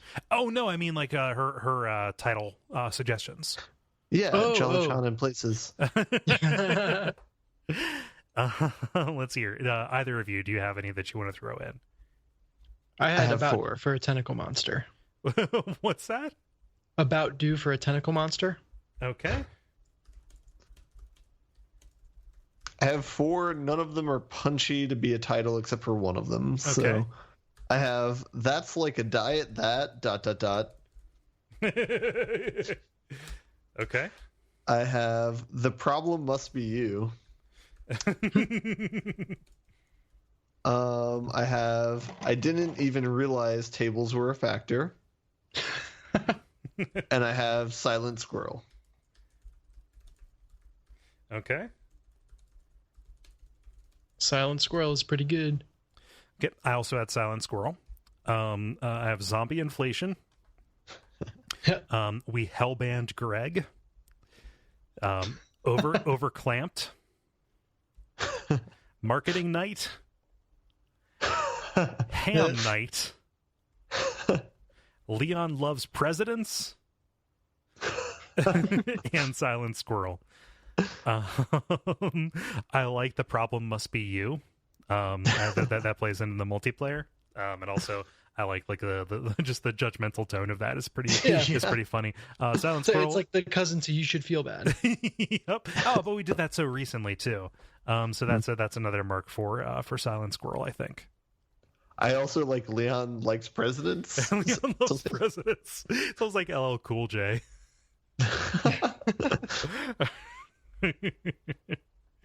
How about this? Why don't I put this? I'll put this on the channel. Revive the title game for a moment. I don't know that I will like take it by like an actual vote. But how do you guys feel about that? I want to get out here because I don't feel incredibly strongly about any of them, and it doesn't sound like we have here. Okay. Do you want to call it down to the problem is you, silent squirrel, and Leon loves presidents? I want to give them all. It's always fun. It's always fun when I have them all, I think. Go for it. Okay. Yeah, I'm good with that. Cool.